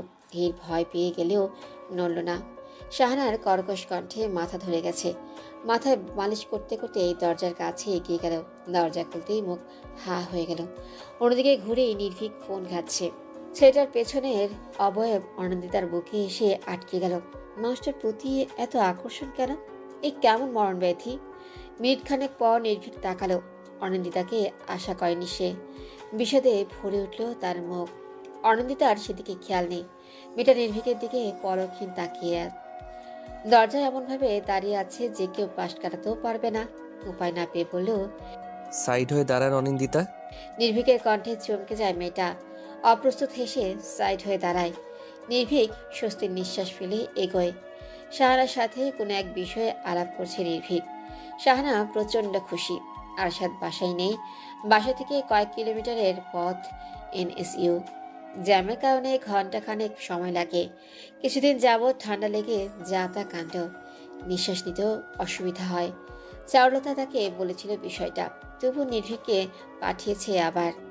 একগাল হাসলেন শাহানা। নির্ভীকের মাথায় হাত বুলিয়ে বললেন, বাঁচালে আমায়। জানোই তো আমার শ্বাসকষ্ট রয়েছে, তার উপর কয়েকদিন ধরে কড়া ঠান্ডা লেগেছে। সমস্যা নেই আন্টি, আমি অনিন্দিতাকে নিয়ে যাব। আপনি সাথে থাকলে ভালো হতো, তবে সমস্যা নেই। কথাটা খুব সুন্দর করে বললেও ভেতরে তিক্ত হয়ে আছে। কোনোভাবেই সে অনন্দিতাকে সাথে নিতে চাচ্ছিল না। তাই ভেবেছিল শাহানাকে কোনো কিছু বুঝিয়ে ম্যানেজ করবে, তবে পুরোটা ঘেটে খ হয়ে গেল। এখন তো শাহানাও যেতে চাচ্ছে না। কথায় আছে, হাতি বিপদে পড়লে পিঁপড়েতেও লাথি মারে। নির্ভীকের অবস্থা তদ্রুপ। প্রচণ্ড তিক্ত মেজাজে বেরিয়ে আসলো। সমস্ত কথায় আড়াল থেকে শুনেছে অনন্দিতা। মন যেন অতলে হারিয়েছে, সুখ যেন হাতের কাছে। কতটা সময় নির্ভীককে দেখতে পাবে ও। ইস, জ্যামটা যেন খুব বেশি হয়। সময় যত দীর্ঘ হবে নির্ভীককে ও তত বেশি সময় দেখা যাবে। দ্রুত রেডি হয়ে নেয় অনন্দিতা। নির্ভীক সময়ের অপচয় একদমই পছন্দ করে না। পরীক্ষার প্রিপারেশন বেশ ভালো, ভালোই চান্সটা পেয়ে গেলেই হয়। দোয়া পড়ে বেরিয়ে যায় মেয়েটা। নির্ভীকদের বাসার কলিং বেল চাপার আগেই দরজা খুলে যায়। শুভ্র সাদা শার্টের নির্ভীককে আইসক্রিমের মতোই লাগছে। ছেলেটার গালের খোঁচা খোঁচা দাড়িতে হাত বোলাতে ইচ্ছে হলো। অনন্দিতা তার ইচ্ছে দমাতে পারল না, ফট করে নির্ভীকের গাল ছুঁয়ে দিল। প্রচণ্ড পরিমাণে ঝটকা খেল নির্ভীক। পরীক্ষার দিন হওয়াতে তেমন কিছুই বলল না। অনন্দিতা বেশ অবাক হলো। নির্ভীক তাকে ফেলে হাঁটতে লাগলো। অনন্দিতা ভাবলো ছেলেটা তার প্রতি একটু মায়া পড়েছে। একটা কথা বলবো? আপনার সাহস আলোর থেকেও অধিক হারে বেড়ে গেছে অনিন্দিতা। নিজেকে সংযত করবেন। ভার্সিটিতে কোনো ভেজাল চাই না আমি। নির্ভীক ভাইয়া, পড়াশোনা নিয়ে কিছু বলার থাকলে বলুন, অযথা কথা বলা আমার পছন্দ নয়। অনন্দিতা দমে গেল, যেন কেউ বুকে তীর ছুড়ে দিয়েছে। প্রতিনিয়ত সে স্থান থেকে রক্তক্ষরণ ঘটে, আর সন্তর্পণে পাষাণের মতো নির্ভীক তা উপেক্ষা করে। নেত্রপল্লবে পানি জমেছে, বা হাতে তা মুছে নিল। গাড়িতে উঠে বসেছে নির্ভীক। অনন্দিতা সেদিকে খেয়াল করেনি। বারবার হর্ন বাজাতে বাজাতে বিরক্ত হলো। পরিশেষে ধমকের সুরে বলল, অনিন্দিতা। নির্ভীকের কঠিন কণ্ঠে ভড়কে গেল মেয়েটা। সহসা নির্ভীক এমন ধমক দেয় না, কঠিন কথা বললেও কণ্ঠ শান্ত রাখে। অকস্মাৎ নির্ভীক বেরিয়ে আসে। অনন্দিতা মুখোমুখি হয়ে দাঁড়ায়। দু চারটে কড়া কথা শোনাবেই তখনই ফোনটা বেজে ওঠে। প্রচণ্ড রকমের বিরক্ত হয়, তবে স্ক্রিনে থাকা নামটা দেখে হেসে ফেলে। অকস্মাৎ এমন পরিবর্তনে হতবাক হয়ে যায় অনন্দিতা। কথা শোনার চেষ্টা চালালে ও শুনতেও পায় না। তবে ফোনের অপর পাশের ব্যক্তিটি যে নির্ভীকের খুব প্রিয় তা মুখের ভঙ্গিমা দেখেই বোঝা যাচ্ছে। অনিন্দিতা আশাহত হলো। হঠাৎ করে মাথায় চওড়া হয়ে উঠল সেই মেয়েটার কথা, যাকে আলিঙ্গন করেছিল নির্ভীক। ফোনে কথা বলা শেষ হলেই নির্ভীক এগিয়ে আসে, শান্ত স্বরে বলে, চলুন। অনিন্দিতা উত্তর দেয় না। ডোর খুলে গাড়িতে উঠে বসে। এনএসইউ ভার্সিটির পরীক্ষা হলের কাছে এসে গাড়ি পার্ক করে। উপদেশ দেওয়ার বিন্দুমাত্র ইচ্ছে নেই, তবুও দিতে হবে। আজমাল বারবার করে বলে দিয়েছে সাহস দিতে। নির্ভীক সেদিকে পাত্তাই দিল না, শুধু বলল, যে কোনো সমস্যা হলে গার্ডকে প্রশ্ন করবেন। যেহেতু আপনি শপথ নিয়েই ফেলেছেন, তাই ভালো করে পরীক্ষা দিন। আশা করি এবার চান্স না পেলে পাগলামি করবেন না। অনিন্দিতা খিচের হাসে। নির্ভীকের কথায় পৃষ্ঠে বলে, কিছু সময় পাগলামি করতেই হয়, যাকে ছেঁচড়ামিও বলা চলে। ঘন্টা বেজে ওঠে। ছুটে যায় অনিন্দিতা। নির্ভীক তাজ্জব বনে গেছে। সে বুঝতে পারে না এইটুকু মেয়ের এত তেজ কি করে। দীর্ঘশ্বাসে ভরে ওঠে চারপাশ। শান্তির জন্য হলেও রোজকে কল করা দরকার। পরীক্ষাটা খুব ভালো হয়েছে অনিন্দিতার। ফুল মার্ক না পেলেও 90% নাম্বার থাকবেই। 80% মার্ক হলেই চান্স পাওয়া যাবে। কোনো আড়ষ্টতা ছাড়াই পরীক্ষা দিয়েছে সে। যদিও দুটো মেয়ে তাকে গ্যাপ দেওয়া নিয়ে উত্ত্যক্ত করেছে, সেদিকে পাত্তা দেয়নি। নির্ভীক তার কাছে সব থেকে বড় ট্রফি, যা পাওয়ার জন্য 1 বছর গ্যাপ নিতান্তই তুচ্ছ। ভার্সিটির সুন্দরী ম্যাডাম মেহেরিমার সাথে কথা বলছে নির্ভীক। দুজনের বয়সের পার্থক্য তেমন নেই। মেহেরিমা এনএসইউতেই পড়াশোনা করেছে, ভাগ্যক্রমে লেকচারারও হয়ে গেছে। সব থেকে মজার বিষয়, ভার্সিটির বাচ্চা ছেলেরাও ওকে প্রেমপত্র পাঠায়। কেউ বা শখের বসে, কেউ বা সিরিয়াস মুডে। প্রতিটা প্রেমপত্রই তীক্ষ্ণ বুদ্ধি দিয়ে প্রত্যাখ্যান করে সে। নির্ভীক, তুমি কিন্তু ভারী মজার মানুষ। তেমন কিছু না, তবে হাসতে ভালোবাসি। জীবন তো হেসে খেলেই যায়, তাই না? হ্যাঁ সেটাই, আমাকে দেখো, বয়স 25 পেরোলো, বিয়ে ইচ্ছা হয়নি, হাসি মজাতেই বেশ ভালো আছি।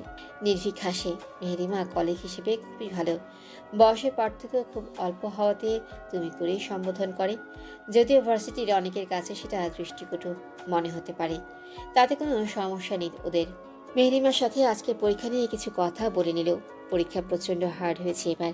নির্ভীক সামান্য খুশি হলো, পরক্ষণে ফুটো বেলুনের মতো চুপসে গেল। অনন্দিতা এবারও কি পাগলামি করবে? বিষয়টা খুব লজ্জাজনক। কোনোভাবে অনন্দিতার বিষয়টা সকলে জেনে গেলেই তখন জটলা বাঁধবে। ফ্যামিলি বা কি ভাববে? সব কিছু মিলিয়ে নির্ভীক চাইলেও অনন্দিতা যেন পাশ করে যায়। মেহেরিমার সাথে কথা বলতে দেখে অনন্দিতার মন বিষিয়ে গেল। খুব সুন্দরী মেহেরিমা, গতবারও দেখেছিল, কখনো তার সাথে কথা হয়ে ওঠেনি, তবে শুনেছি বেশ রসিকতা জানে মেয়েটা। অনন্দিতা রসিকতার দোহাই দিয়ে নিজেকে ধাতস্থ করলো। এক চিলতে হেসে নির্ভীকের দিকে আগালো। মাত্রই মেহেরিমাকে বিদায় জানিয়েছে, ঠিক তখনই অনন্দিতার আগমন যেন চোখের বিষ হয়ে উঠল। অধরের হাসিটা মিলিয়ে গেল মুহূর্তেই। মুখে কাঠিন্যের ভাব, প্রচণ্ড মনে কষ্ট নিয়েও অনন্দিতা হাসল। নির্ভীক নিজেকে শান্ত করে বলল, পার্কিংয়ে যান, আমি আসছি। ঘরমাক্ত মুখে এদিক ওদিক চোখ বোলাচ্ছে আসিম। একটুর জন্য মিস করেছে সে, তবে দমে থাকার পাত্র সে যে নয়। প্রায় 10 মিনিট খুঁজে পার্কিংয়ের দিকে চলে আসলো। গলায় কাঠ ঝুলিয়ে হাতে হার্ডবোর্ড নিয়ে দাঁড়িয়ে আছে অনিন্দিতা। প্রায় মিনিট 10 হয়ে গেল, অথচ নির্ভীকের আসার নামই নেই। নির্ভীক কি কোনো কাজে আটকে গেল, নাকি ইচ্ছে করেই এমন করলো? নিজের কথার মর্ম করল না সে, নির্ভীককেই গুরুত্ব দিল। হাসি খুশি মনে নির্ভীকের অপেক্ষায় থাকা মেয়েটাকে হঠাৎ ভো বলে চমকে দিল কেউ। ছিটকে দুহাত পিছালো, পেটে হাত দিয়ে হাসছে আসিম। অকস্মাৎ ঘটনায় অবাক হলো। আসিমকে চেনা চেনা ঠেকছে, মনে করার চেষ্টা চালালো। মনে পড়তেই ভ্রু বেঁকে গেল। হাসতে হাসতে আসিম তার কাছে চলে এসেছে। সামান্য দূরত্বে চলে গেল অনিন্দিতা। আসিম বলল, তোমাকেই খুঁজছিলাম। কতটা দৌড় করালে জানো? আমি? হ্যাঁ তুমি। আসিমের কথাগুলো প্রচণ্ড রকমের খেয়ালি লাগছে। বিরক্তি প্রকাশ করতে বিবেকে বাজছে। কথা পাল্টে নিলেও আসিম থামল না। অনন্দিতার থেকে সামান্য দূরত্ব রেখে বলল, হল থেকে বের হতে দেখলাম তোমায়, কিন্তু বন্ধুর ডাকে সাড়া দিতে গিয়ে দিগ্ভ্রান্ত হলো। তুমি এখানে? প্রচণ্ড অবাকের সহিত কথাটা বলল অনন্দিতা। আসিম ফিচেল হেসে বলল, তোমাকে সারপ্রাইজ দেওয়ার জন্য। হোয়াট? বিশ্বাস হচ্ছে না? অনন্দিতা ভ্রু কুচকাল। অসীম আরেক দফা পেট চেপে হাসল। এক হাতে মাথার চুলগুলো ঠিক করে নিল, শার্টের হাতে ফোল্ড করে বলল, আমি এনএসইউতেই পড়ি। তোমার বোকামির জন্য তুমি আমার জুনিয়র হয়ে গেলে। কথাটা পছন্দ হলো না অনিন্দিতার। সে কোনো বোকামি করেনি। নির্ভীক তার কাছে স্বপ্নের মতো, যে স্বপ্ন পূরণে হাজারো বিসর্জন দিতে রাজি। আসিম যেন কিছু বুঝতেই পারল। অনিন্দিতার বাহুতে ধাক্কা মেরে বলল, রাগ করলে তুমি? না। সরি, আমার এইভাবে বলা উচিত হয়নি। আসলে আমি এনএসইউতে পড়তে চাইনি। আমার আপু আমাকে জোর করে অ্যাডমিশন করিয়েছিল। আর দেখো, এনএসইউ তোমার স্বপ্ন। এটা আমার স্বপ্ন নয়, এটা আমার জীবনের অংশ। ওয়াও, দারুণ বললে তো। বাই দ্য ওয়ে, তুমি কি ছোট থেকেই এনএসইউতে পড়তে আগ্রহী ছিলে? অনিন্দিতা হাসল, পেছন ঘুরে নিল, লম্বা করে শ্বাস নিয়ে বলল, 1 বছর আগে আমার স্বপ্ন, আমার অংশ এই ভার্সিটিতে জড়িয়ে পড়েছে। আসিম বুঝতে পারল না প্রচণ্ড পেঁচানো কথা বলে মেয়েটা নিজেকে সংযত করল, অধিক প্রশ্নে বিরক্ত না হয়ে যায়। হাত দিয়ে কপালে স্লাইড করে বলল, এবার এক্সাম কেমন হলো? ভালো। বাই দ্য ওয়ে, আমরা কি বন্ধু হতে পারি? কথাটা একদম বাচ্চাদের মতোই বলল, যেন কোনো বাচ্চা ছেলে চকলেটের জন্য অনুরোধ করছে। অনিন্দিতা প্রশস্ত হাসল। আসিম কিছু বলবে তার আগে একটা ঝাঁঝালো কণ্ঠ ভেসে আসলো। আসিম? ঘুরে তাকালো আসিম, নির্ভীককে দেখে মৃদু হাসল। জি স্যার। আজ তো ভার্সিটি অফ ছিল, হঠাৎ কী কারণে আসলে? এমনি এক্সাম দেখতে এসেছিলাম। গত বছরের তুলনায় এবার অনেক হার্ড হয়েছে। হ্যাঁ, আচ্ছা তোমার কি মনে হয় এবার এক্সাম দিলে তুমি টিকবে? আসিম হাসলেও জোরালো কনফিডেন্স নিয়ে বলল, অবশ্যই। মনে আছে গতবার না পড়েই এক্সাম দিয়েছিলাম, তবুও টপ লিস্টে ছিল আমার মার্ক। কনফিডেন্স ভালো, তবে ওভার কনফিডেন্স ভালো নয়, না হলে জীবনে পিছিয়ে যেতে হয়। কথাটা আনন্দিতার গায়ে এসে লাগলো, কারণ নির্ভীকের কথাটা বুঝতে পেরেছে সে। কথাটা তাকে অ্যাটাক করে বলা, তবুও মন খারাপ করলো না, কারণ ড্যাম শিওর এবার চান্স হবেই। নির্ভীকের সাথে আরও কিছুক্ষণ কথা চলল আসিমের। এক মুহূর্তের জন্য আনন্দিতা ভেবেছিল নির্ভীক প্রশ্ন করবে আসিমের সাথে তার পরিচয় কি করে, তবে তার কিছুই হলো না। হাসিমের সাথে হেসে কথা বললেও অনন্দিতার প্রতি আগ্রহ নেই তার, চোখ দুটো ছলছল করছে। অনন্দিতার মনে হলো মরণ বুঝি খুবই সোজা, কারো অবহেলা হৃদয়কে এতটা ব্যথিত করে জানাই ছিল না। পরীক্ষা দিয়ে নিজের জন্য যতটা না টেনশন হয়েছে তার থেকে হাজার গুণ টেনশন হচ্ছে অনন্দিতার রেজাল্ট নিয়ে।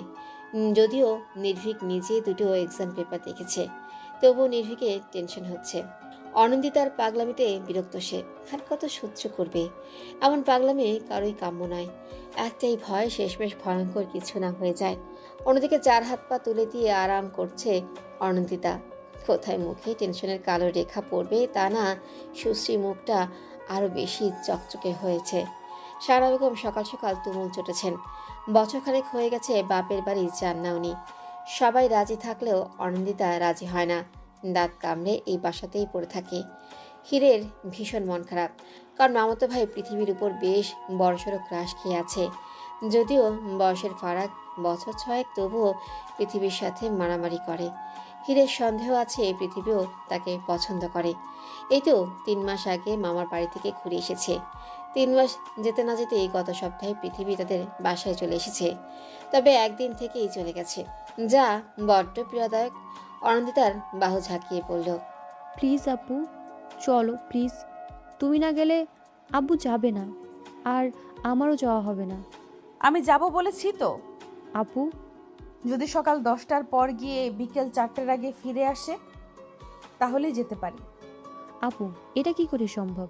কেন সম্ভব নয়? 10টার পর বের হলে 2টো বেজে যাবে পৌঁছাতে, 4টার আগে ফিরবো কি করে? এটা সম্ভব? তাহলে আমার যাওয়াটাও অসম্ভব। হীর রেগে গেল, কোলবালিশটা ছিটকে ফেলে দিল। অনন্দিতা কিছু বলল না, ডায়েরি হাতে লেখালেখি করতে লাগলো। হীরের রাগ আকাশের চূড়ায়। ডায়েরিটা ছিঁড়ে ফেলতে পারলে শান্তি হতো। গটগট শব্দ তুলে চলে গেল। অনন্দিতা দীর্ঘশ্বাস ফেল, মনে মনে সকলের কাছে ক্ষমা চাইল। বাসায় না থাকলে নির্ভীককে দেখবে কি করে? সপ্তাহে একবারও তো দেখা মিলে না। একটু দেখার জন্য কত ছলচাতুরি করে ওদের বাসায় যায়। প্রতিবারই আশাহত হয়, কারণ নির্ভীক তার রুম থেকে বেরই হয় না। চারুলতার থেকে জানতে পেরেছে নির্ভীক নিজেকে আড়াল করতেই পছন্দ করে, তাই অতটা মন খারাপ হয়নি। এটা হয়তো নির্ভীকের সহজাত অভ্যাস। অনন্দিতার ভাবনার মাঝেই ঝাঁঝালো কণ্ঠে শাহানার ডাক। ডায়েরিটা খুলে নিয়ে নাক ডুবায় মেয়েটা। নির্ভীকের রক্তের ঘ্রাণ যেন প্রাণকে সতেজ করে দিল। বিচিত্র অনুভূতি হয়, এই রক্তই তো তার প্রাণ, নির্ভীকের অংশ। যেখানে নির্ভীকের পায়ের ধুলোকণা ঠোঁটে শুষে নেয়, সেখানে রক্ত তো হৃদয়ে চেপে নেবে। দরজায় বাড়ি পড়তে হকচকিয়ে উঠে অনন্দিতা, দ্রুত কাবারে ডায়েরিটা রেখে দেয়। শাহানা প্রচণ্ড ঝাঁজে বললেন, তুই কি চাস আমি আমার বাপের বাড়ি না যাই? তা কেন হবে? তাহলে যেতে চাচ্ছিস না কেন? আমার এই বাসা ছাড়া কোথাও থাকতে ইচ্ছে করে না। তোমরা যাও না, বাধা দিয়েছে কে? তিক্ত হয়ে ওঠেন শাহানা, হাতের কাছে থাকা ঘড়িটা ছুঁড়ে ফেলে দেন। অনন্দিতা অবাক চোখে তাকিয়ে বলেও, এটা আমার প্রিয় ঘড়ি আম্মু। চুপ, একটা কথাও বলবি না। আমার ইচ্ছের কোনো মূল্য আছে তোর কাছে? আম্মু, তুমি এমন কেন ভাবছো? আমি বাসায় থাকি, তোমরা যাও না। শাহানার কানে সে কথা গেল না। ঝমঝমিত কাঁদলেন উনি। হিত ছুটে আসলো, মাকে জড়িয়ে ধরে অনন্দিতার দিকে লাল চোখে তাকালো। মেয়েটা কি কেঁদেছে? অনন্দিতা ফোঁস করে দম ফেল। একটা মানুষের জন্য স্বার্থপর হয়েছে আজ। একটু দেখার জন্য প্রাণটা মরিয়া হয়ে ওঠে। আরশাদও কয়েকবার ফোন করে বলেছে, কিন্তু অনন্দিতা সে কথাই শুনেনি। বিকেলের দিকে চারুলতা আসেন, বাসায় ছিলেন না উনি। কাজের মেয়েটা জানালেও অনন্দিতার জন্য শাহানা কেঁদে ভাসিয়েছেন। এক প্রকার ভয় পেয়ে গিয়েছিলেন। অনন্দিতার কোনো ক্ষতি হলো নাকি সে আশঙ্কায় ছুটে এসেছেন। সাহানা, কি হয়েছে বলো তো? কেঁদে নাকি চোখ লাল করে ফেলেছ? আপা কি বলবো বলো তো, মেয়েটা হয়েছে এক পাষাণ। কি সব বলছো এসব? অনেক কি করেছে এমন? জানোই তো, 1 বছরের বেশি সময় বাপের বাড়ি যায় না। মা অসুস্থ, বলা যায় না কি হয়, অথচ মেয়েটা যাবে না বলে দিয়েছে। চারুলতা একটু ভাবলেন, তারপর চকচকে চোখে বললেন, থাক না, মেয়েটা যখন যেতে চাচ্ছে না, জোর করে না যাই ভালো। ও কদিক না হয় আমার কাছেই থাকবে। কিন্তু আপা। কোনো কিন্তু নয়। অনি কি আমার মেয়ে নয়? তোমার মতো যত্ন না করতে পারলেও ওর যত্ন ঠিকই করতে পারবো, বিশ্বাস রাখো তো। শাহানা বিগলিত হাসলেন। তার পরপরই চারুলতার সাথে খোশগল্পে মেতে উঠলেন।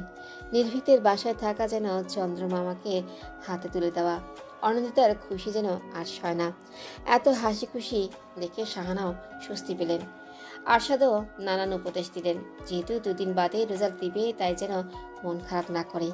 হাসি মুখে সম্মতি জানালো অনন্দিতা। শাহানা মেয়ের মাথায় চুমু খেয়ে নিলেন, বাহুতে হাত রেখে বললেন, একদম মন খারাপ করবি না, তুই তো চেষ্টা করছিসই, আল্লাহ চাইলে নিশ্চয়ই চান্স হবে। দোয়া করো আম্মু। আর আমি খুব সরি। শাহানা সহ সবাই হেসে ফেলল। অনন্দিতার চোখ ভরে উঠেছে, কেন যেন খুব কষ্ট হচ্ছে। হঠাৎ করে শাহানাকে জড়িয়ে ধরে কেঁদে ওঠে। হির ফিচেল হাসিতে মাতে। অনন্দিতার দিকে টিস্যু এগিয়ে দেয়, তাতে নাক ফুলিয়ে নেয় মেয়েটা। নিহাল ভারী অদ্ভুতভাবে সব দেখছে। এখানে শোক পালন হচ্ছে নাকি আনন্দ যাপন বুঝতেই পারল না। পরিশেষে বলেই ফেলল, এভাবে অর্ধেক হাসি অর্ধেক কান্নার কোনো স্পেশাল মিনিং আছে কি? অনন্দিতা নাক টেনে তাকায়। নির্ভীক একটু দূরে দাঁড়িয়ে আছে, সবার দিকে তাকালেও অনন্দিতার দিকে তাকায়নি। অভিমানে মুখ ফাটে, কান্না ভেজা গলায় তাকায়। এক পশলা অভিমানের ঝরা নামিয়ে বলে, আবেগ। নির্ভীকের কানে যেন কেউ বাজনা বাজিয়ে দেয়। খলবলিয়ে তাকায়, চোখাচোখি হলেও চোখ সরায় না। প্রচণ্ড আবেগ ঝরানো কণ্ঠে অনন্দিতা উচ্চারণ করে, ছেঁচড়ামি। সবাই প্রচণ্ড অবাক হয়। হীরের ধাক্কা খেয়ে হুঁশ ফেরে, নিজেকে সামনে নিয়ে দাঁত কেলিয়ে হাসে। আরশাদ তার স্নেহের হাতে অনন্দিতার মুখে স্পর্শ করে। মিঠা একদম তার মায়ের মতো হয়েছে। প্রচণ্ড আবেগী আর ঝরঝরে চাহনি, সাথে অটল থাকে নিজের কর্মে। নির্ভীকের রুমের অপোজিটেই অনন্দিতার ঘর। 2 দিন পেরিয়ে গেছে, চারুলতা কোনো কিছুর অভাব রাখেনি। ক্ষণে ক্ষণে প্রশ্ন ছুড়ে কিছু লাগবে কিনা। আজমাল সকাল বিকাল এসে দেখে যায়। নিহাল তো প্রচণ্ড রসিকতায় রাখে, শুধু নির্ভীকই তার সাথে কথা বলে না। লাঞ্চ বাইরে থেকেই করে আসে।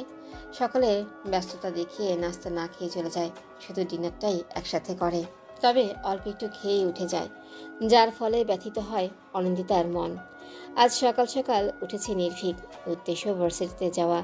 রেজাল্ট নিয়ে প্রচণ্ড টেনশনে রয়েছে, না জানি কোন অনল হতে চলেছে। চূড়ান্ত ফলাফল দেখার সুযোগ হয়নি এখনও। ভার্সিটি গেলেই জানা যাবে। তবে সমস্যা হচ্ছে আজমালকে নিয়ে, কিছুতেই বের হতে দিচ্ছেন না উনি। ওনার মতে অনন্দিতার সাহস প্রয়োজন। সেখানে ভার্সিটির লেকচারারই যদি সাহস দেয়, তাহলে রেশ পড়বে কয়েকদিন। ভিন্ন ধাঁচের যুক্তিতে ফেসে গেছে। নিহাল কপট রাগ নিয়ে বলল, সমস্যা কি তোর? ভার্সিটি যাওয়ার জন্য এমন উত্তলা হওয়ার কোনো বিশেষ কারণ রয়েছে? ভাইয়া দেখ, আমাকে যেতে হবে। এইভাবে বাসায় বসে থাকা উচিত কার্য নয়। উচিত বুঝিয়ে লাভ নেই। অনির অবস্থা দেখেছিস? কাল থেকে চোখ মুখ কেমন শুকিয়ে গেছে। আমরা তো সাহস দিয়েছি, তবে তুই হলি টিচার, তোর সাহসটা বেশি প্রয়োজন। আজব, আমি এমন অযৌক্তিক যুক্তি কখনো শুনিনি। আমি বললেই তো রেজাল্ট ভালো হবে না। চারুতা ছুটে গেলেন। ছেলেটা প্রচণ্ড রকমের বিয়াদব, দেশে থাকতে চায় না, বাসাতে মন টিকে না। সন্দেহের গন্ধ খুঁজে পেলেন উনি। নির্ভীকের মুখ দেখে নিভে গেলেন। নির্ভীক কপট রাগ দেখিয়ে বলল, কয়টায় রেজাল্ট দেওয়ার কথা? 11টায়।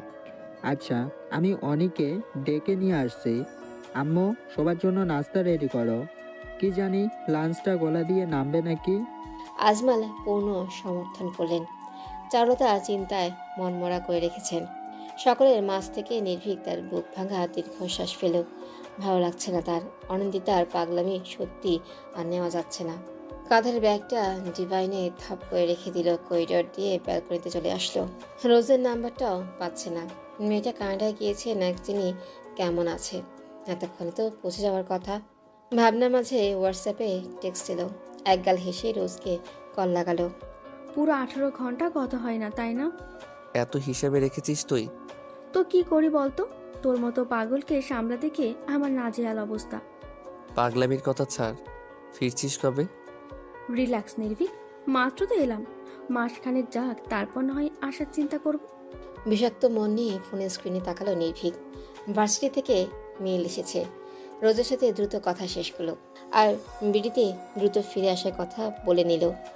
লম্বা নিঃশ্বাস নিয়ে মেলটা ওপেন করলো। বুক থেকে যেন পাথর নেমে গেল। অনন্দিতা সিলেক্ট হয়ে গেছে।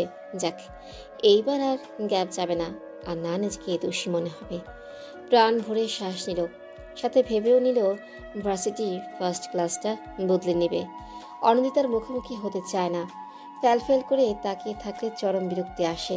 একজনের জন্য এতগুলো স্টুডেন্টসকে আলগা করে দেখাটা অন্যায়। তার থেকে ভালো ক্লাস চেঞ্জ করে নেওয়া। বিষদাঁত থাকার থেকে উপরে ফেলাই মঙ্গল। অবহেলায় মানুষ ভাসে, তবুও কেন যায় তারই খোঁজে। আপন হয়েও হয় না আপন, দূরে ঠেলে দিতে পারলেই মঙ্গল। লাইন দুটো লিখে উঠে দাঁড়ালো অনিন্দিতা। 2 দিন বাদেই নবীনবরণ। নির্ভীকের সাথে যেতে চাইলেও যাওয়া হবে না। চারুলতাকে পরিষ্কার বারণ করে দিয়েছে। তার নাকি কি কাজ আছে, তাই আগে যেতে হবে। চোখের জলে ডায়েরির পাতা ভিজে। চারুলতার ডাক কানে আসতেই চোখ মুছে নেয়। কাপা স্বরকে যথাসম্ভব পরিবর্তন করে হাঁক ছেড়ে বলল, আসছি আন্টি। চারুলতা টেবিল সাজাচ্ছেন। অনিন্দিতা ডাইনিং এসে বলল, হ্যাঁ আন্টি বলো। তোর ফোন অফ কেন? Phone off? ও মা, তোর ফোন আর তুই জানিস না? আরশাদ ভাই কয়েকবার ফোন করেছে, সুইচ অফ পেয়েছে, তাই তো আমাকে ফোন করলেন। নে ধর, কথা বল। ফোনটা নিয়ে একটু দূরে আসলো। ওর ফোন সুইচ অফ হয়ে গেছে, খেয়ালই নেই। থাকবে কি করে? সারাটা দিন নির্ভীকের ঘরে উকিঝুঁকি দিতে দিতেই তো সময় পেরিয়ে যায়। এই অনি। হ্যাঁ আন্টি বলো। দাঁড়িয়ে আছিস কেন? ফোনটা কর। ফোনে নাম্বার ডায়াল করে কল লাগালো।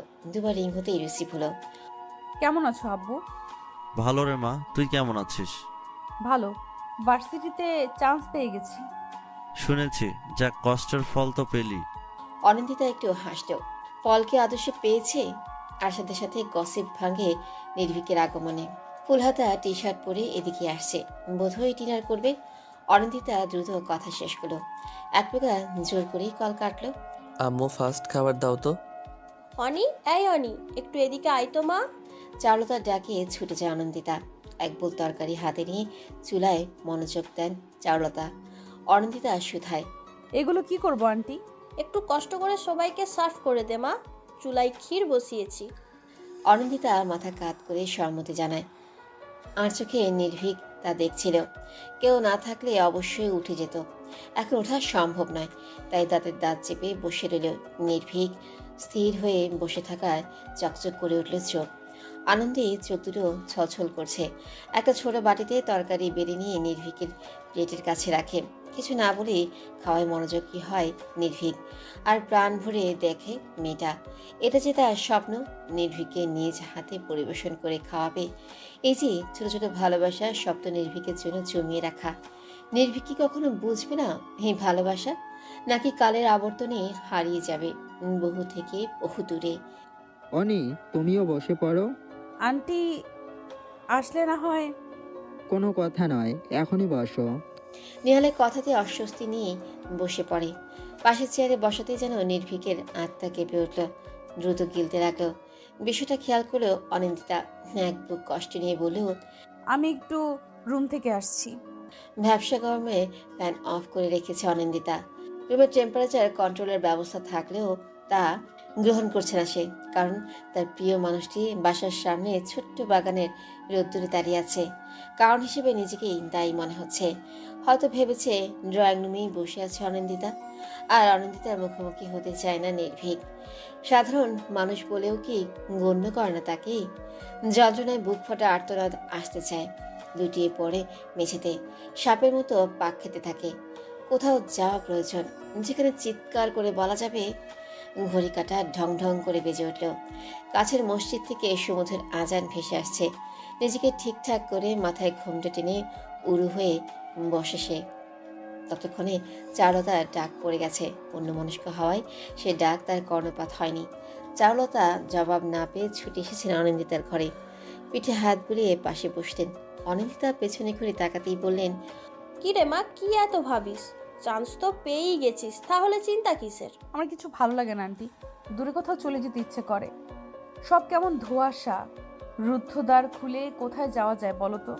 দূর বোকা, কি সব বলে যাচ্ছিস? আমি তো জানতাম আমাদের অনেক খুব স্ট্রং, বুদ্ধিমতী, অধিক অ্যাটিটিউড সম্পূর্ণ। অনিন্দিতা উত্তর দেয় না।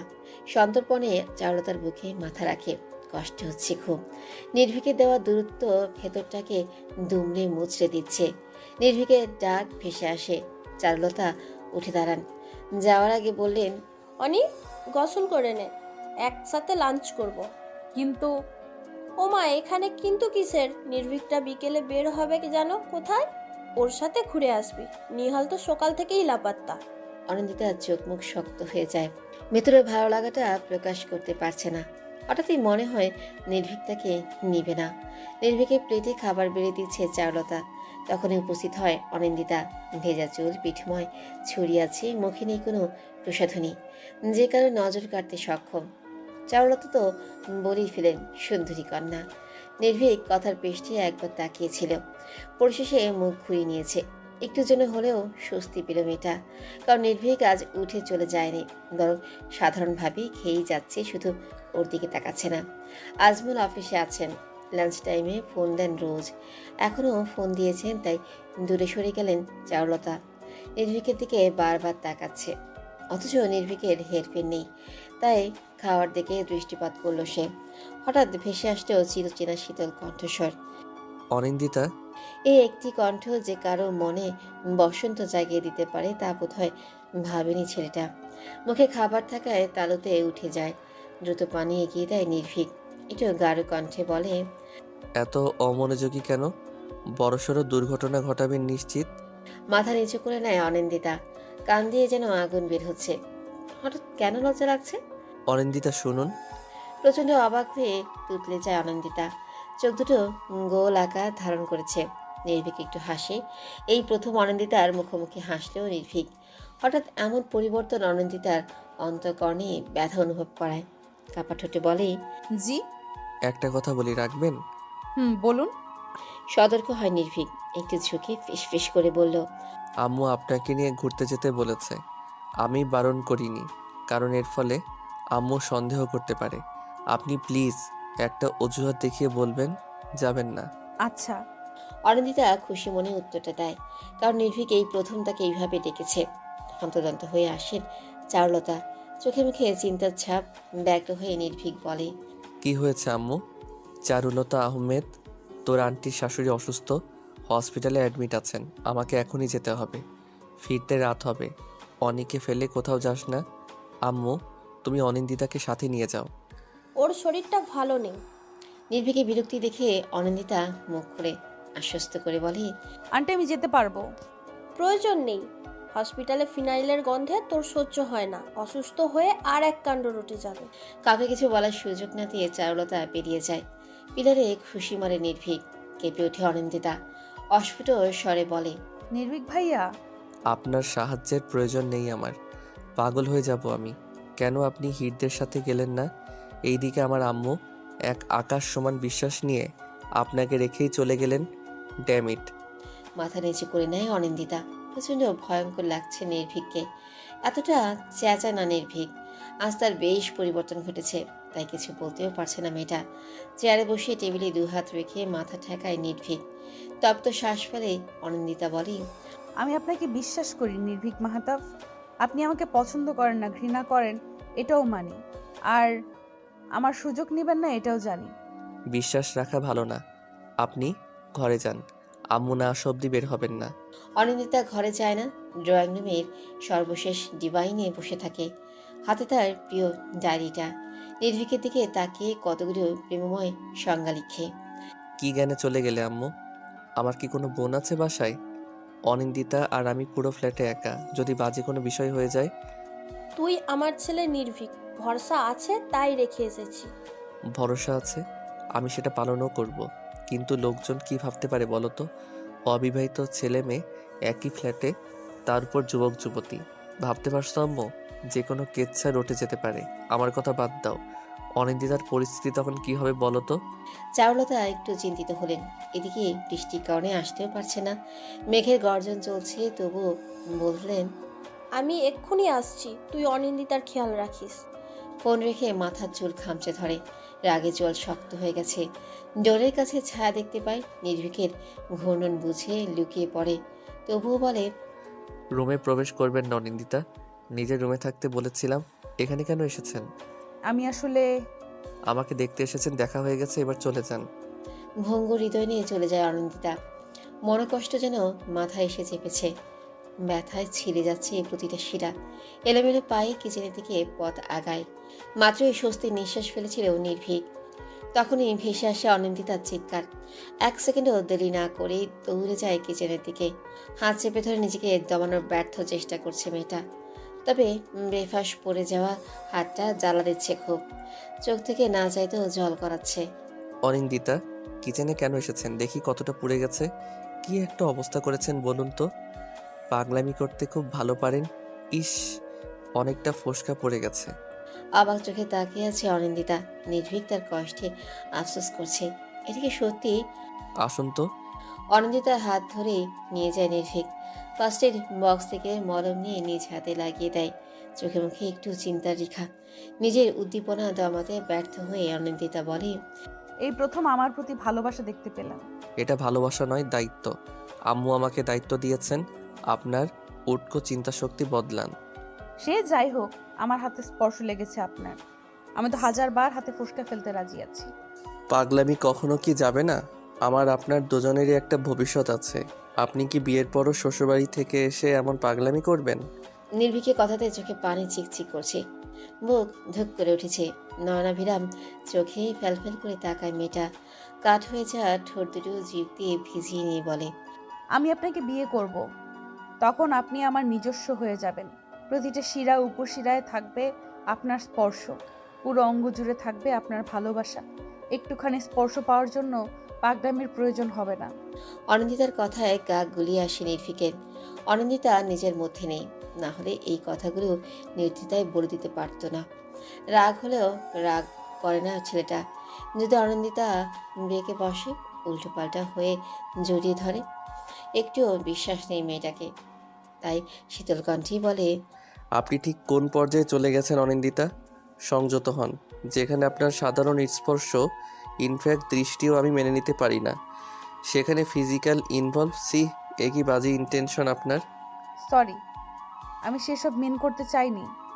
শুধু বোঝাতে চেয়েছি আপনি আমার কতটা আপন, আমি আপনাকে ঠিক কতটা। অনিন্দিতা কথা শেষ করতে পারে না। হাত উঁচিয়ে বাধা দেয় নির্ভীক। তারপর বলে, আমি রাগ দেখাচ্ছি না বলে ভাববেন না, আপনার প্রতি মায়া হয়েছে আমার। নেহাতি বাসায় কেউ নেই, দয়া করে বাজে ইন্টেনশনগুলো বন্ধ করুন, আমার ঘৃণা হচ্ছে। অনিন্দিতা কিছু বলে না। নির্ভীক তাকে অবজ্ঞাই করে যাবে। তার জাত কখনই তার হবে না। হঠাৎ আকাশে মেঘের গর্জন শোনা যায়। অনিন্দিতা জানে নির্ভীক নাকচ করে দেবে, তবুও বলে, আমার ইচ্ছে ছিল আপনার কাঁধে মাথা রেখে বৃষ্টির খেলা দেখব, আর সাথে থাকবে ধোয়া ওঠা কফি।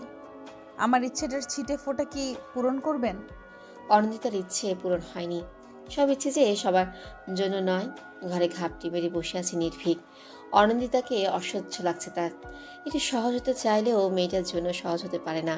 সারাক্ষণ চোখে মুখে তৃষ্ণা নিয়ে থাকে, যা দেখে বিতৃষ্ণায় জর্জরিত হয় নির্ভীকের মন। 4টি বছর ধরে জীবন অতিষ্ঠ হয়ে পড়েছে। যদি না এনএসইউর সাথে 3 বছরের চুক্তি স্বাক্ষরিত না হতো, তাহলে এখনই কানাডা চলে যেত।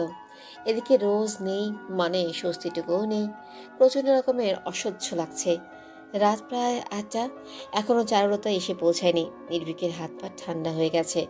কেউ কিছু বলার সুযোগই পাবে না। তবে যদি কেউ কিছু বলে ফেলে, যদি শব্দটা বড্ড যন্ত্রণার। এই একটা কথা ভেবেই নির্ভীক গুটিয়ে আছে। বাইরে বের হলেই অনিন্দিতা চলে আসে। কিছুতেই বুঝে না, তাকে সহ্য করতে পারে না নির্ভীক। ভবিষ্যৎ বিপর্যয়গ্রস্ত, না জানে কোন ঝড় তুলে মেয়েটা। ভাবনার মাঝে ঘুমিয়ে পড়ে নির্ভীক। ঠিক তখনই ঘরে প্রবেশ করে অনিন্দিতা। বাইরেই ঘাপটি মেরেছিল। বেশ অনেকক্ষণ কোনো সারা শব্দ না পেয়ে উকি দেয়। তখনই পরিলক্ষিত হয় গভীর ঘুমে টলে আছে নির্ভীক। এক চলতে হাসি ফুটে ওঠে মেয়েটার মুখে। পা টিপে রুমে প্রবেশ করে, নির্ভীকের পায়ের কাছে বসে পড়ে। পায়ের আঙ্গুলগুলো হালকা হাতে ছুঁয়ে দেয়। এই পায়েও ঠাঁই নেই মেয়েটার। ইস, যদি কেউ বলতো সারা জীবন নির্ভীকের দিকে তাকিয়ে কাটিয়ে দিতে পারবে কিনা। অনিন্দিতা নির্দ্বিধায় সম্মতি জানাতো। হঠাৎ কলিং বেল বেজে ওঠে। নির্ভীকের ঘুম খুবই পাতলা। অনিন্দিতা চলে যাবে তার পূর্বেই উঠে বসে। প্রচন্ড অবাক হয়ে বলে, আবার কেন এসেছেন? আপনি আমাকে বদনাম করিয়ে ছাড়বেন? আমি সেরকম কিছুর জন্য আসিনি। আমাকে দেখতে এসেছেন তাই তো? ভদ্র মেয়ের মতো মাথা কাত করে অনিন্দিতা। নির্ভীক ভাষা হারিয়ে ফেলে। ওইদিকে কলিং বেল বেজেই চলেছে। রাগে গজগজ করে ওঠে। অনিন্দিতার দিকে তেতে আসে, মধ্য আঙ্গুল উঁচিয়ে বলে, ফার্দার এমন কিছু হলে ভয়ঙ্কর কিছু ঘটে যাবে। আপনাকে ছাড় দিয়ে অন্যায় করেছি আমি। আমি তো আপনাকে ডিস্টার্ব করি না নির্ভীক প্রিয়া, একটু কাছাকাছি থাকতে চাই শুধু। যাওয়ার মাঝে থেমে যায় নির্ভীক। পেছনে ঘুরে বলে, এটাই আমার সমস্যা। আমার কাছাকাছি থাকার অধিকার নেই আপনার। আপনি বয়সে আমার অনেক ছোট, তবুও কড়া কথা বলতে বাধ্য হচ্ছি। মনে রাখবেন, নির্ভীক মাহতাব নারী শরীরের নেশায় পড়ে না। কথাটা বলেই চলে যায় নির্ভীক। মেঝেতে বসে পড়ে অনিন্দিতা। সন্ধ্যার সেই কথার জন্য এত বড় কথাটা বলে গেল নির্ভীক। বৃষ্টিতে ভিজে একা চারুলতা। বাসায় গাড়িগুলোও ছেলে আর স্বামী নিয়ে গেছে। নির্ভীকের গাড়ি ওয়াশের জন্য দেওয়া হয়েছে, তাই লোকাল গাড়িতে গিয়েছিলেন। গলির মোড় থেকে হেঁটে এসেছেন। অনিন্দিতা টাওয়াল নিয়ে আসে। চারুলতা মাথা মুছে বলেন, এত লেট কেন হলো দরজা খুলতে? আমি ঘুমিয়েছিলাম আম্মু, আর অনিন্দিতার রুমে কলিংয়ের শব্দ পৌঁছায় না। আরে এভাবে কেন বলছিস? আমি অন্য কিছু মিন তো করিনি। শুধু বলেছি অনিমা যা তো আমার ঘর থেকে শাড়ি নিয়ে আয়, ভিজে শরীরে ঘরে যাবো না। অনিন্দিতা চলে যায়। চারুলতা নির্ভীকের মাথায় হাত বুলিয়ে বললেন, আমার সোনা ছেলে, তোর প্রতি আমার পূর্ণ বিশ্বাস আছে। এমন কিছু করবি না যাতে আমরা অসম্মান হই। আর এমন কাজ করবে না কখনো। পরিস্থিতি ঠিক নেই, কিছু না ঘটলেও মানুষ ঘটিয়ে ছাড়বে। সকাল সকাল বেরিয়েছে নির্ভীক। ঘুম থেকে উঠে অনিন্দিতা তাই বুঝতেই পারল। সে বুঝে গেছে নির্ভীক তার থেকে পালিয়ে বেঁচেছে। চারুলতা কাল আসার সময় নীল রঙের শাড়ি নিয়ে এসেছেন। আজ সেটাই পরবে অনিন্দিতা।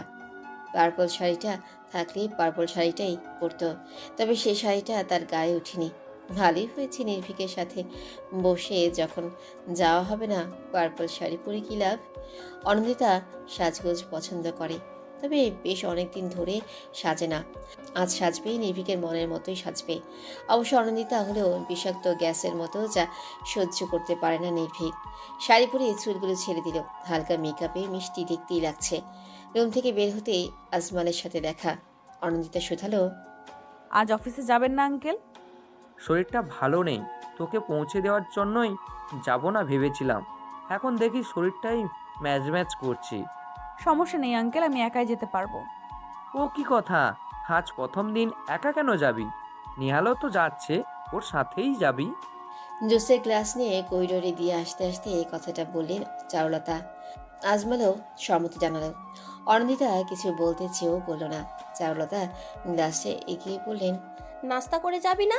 বাসা থেকে খালি পেটে বের হতে নেই, জুসটা খেয়ে যা। আচ্ছা নির্ভীক ভাইয়া এত আগেই চলে গেলেন যে? বলিস না আর, পুরো বজ্জাত ছেলে। দেখ বন্ধুদের সাথে আড্ডায় মজেছে। আজ তো ওর সব বন্ধুরাই আসবে ভার্সিটিতে। সবার দোয়ানে বের হয় অনিন্দিতা। নিহাল গাড়িতে অপেক্ষা করছে। অনিন্দিতার দিকে তাকিয়ে স্বচ্ছ হাসলেও একটু প্রশংসা স্বরে বলল, দেখো, আবার কাউকে মন দিয়ে এসো না। মন কেউ নিবে না নেহাল। সে কি কথা, এত সুন্দর মেয়েটার মন কেউ দিবে না? হ্যাঁ, যাই হোক, ফেরার পথে আমি একাই ফিরবো। ভ্রুকুটি করে তাকায় নিহাল। কথাটা যেন তার পছন্দ হয়নি। অনিন্দিতার দিকে না তাকিয়ে স্টিয়ারিংয়ে হাত দেয়। তারপর বলে, বয়ফ্রেন্ড থাকলে তার সাথেই আসতে পারো, তবে সমস্যা হচ্ছে আম্মু বারবার বলে দিয়েছে তোমাকে নিয়েই ফিরতে। আচ্ছা সমস্যা নেই, তুমি আমাকে কল দিয়ে জানিয়ে দিও, মোড়ে এসে একসাথে আসবো। কৃতজ্ঞতা প্রকাশ করে মেয়েটা। সিটে মাথা এলিয়ে দেয়। শরীরটা ম্যাচম্যাচ করছে। সারা বছরই হালকা পাতলা অসুস্থ থাকে মেয়েটা। রোজ কান্নার ফলে চোখের নিচে দাগ থাকে।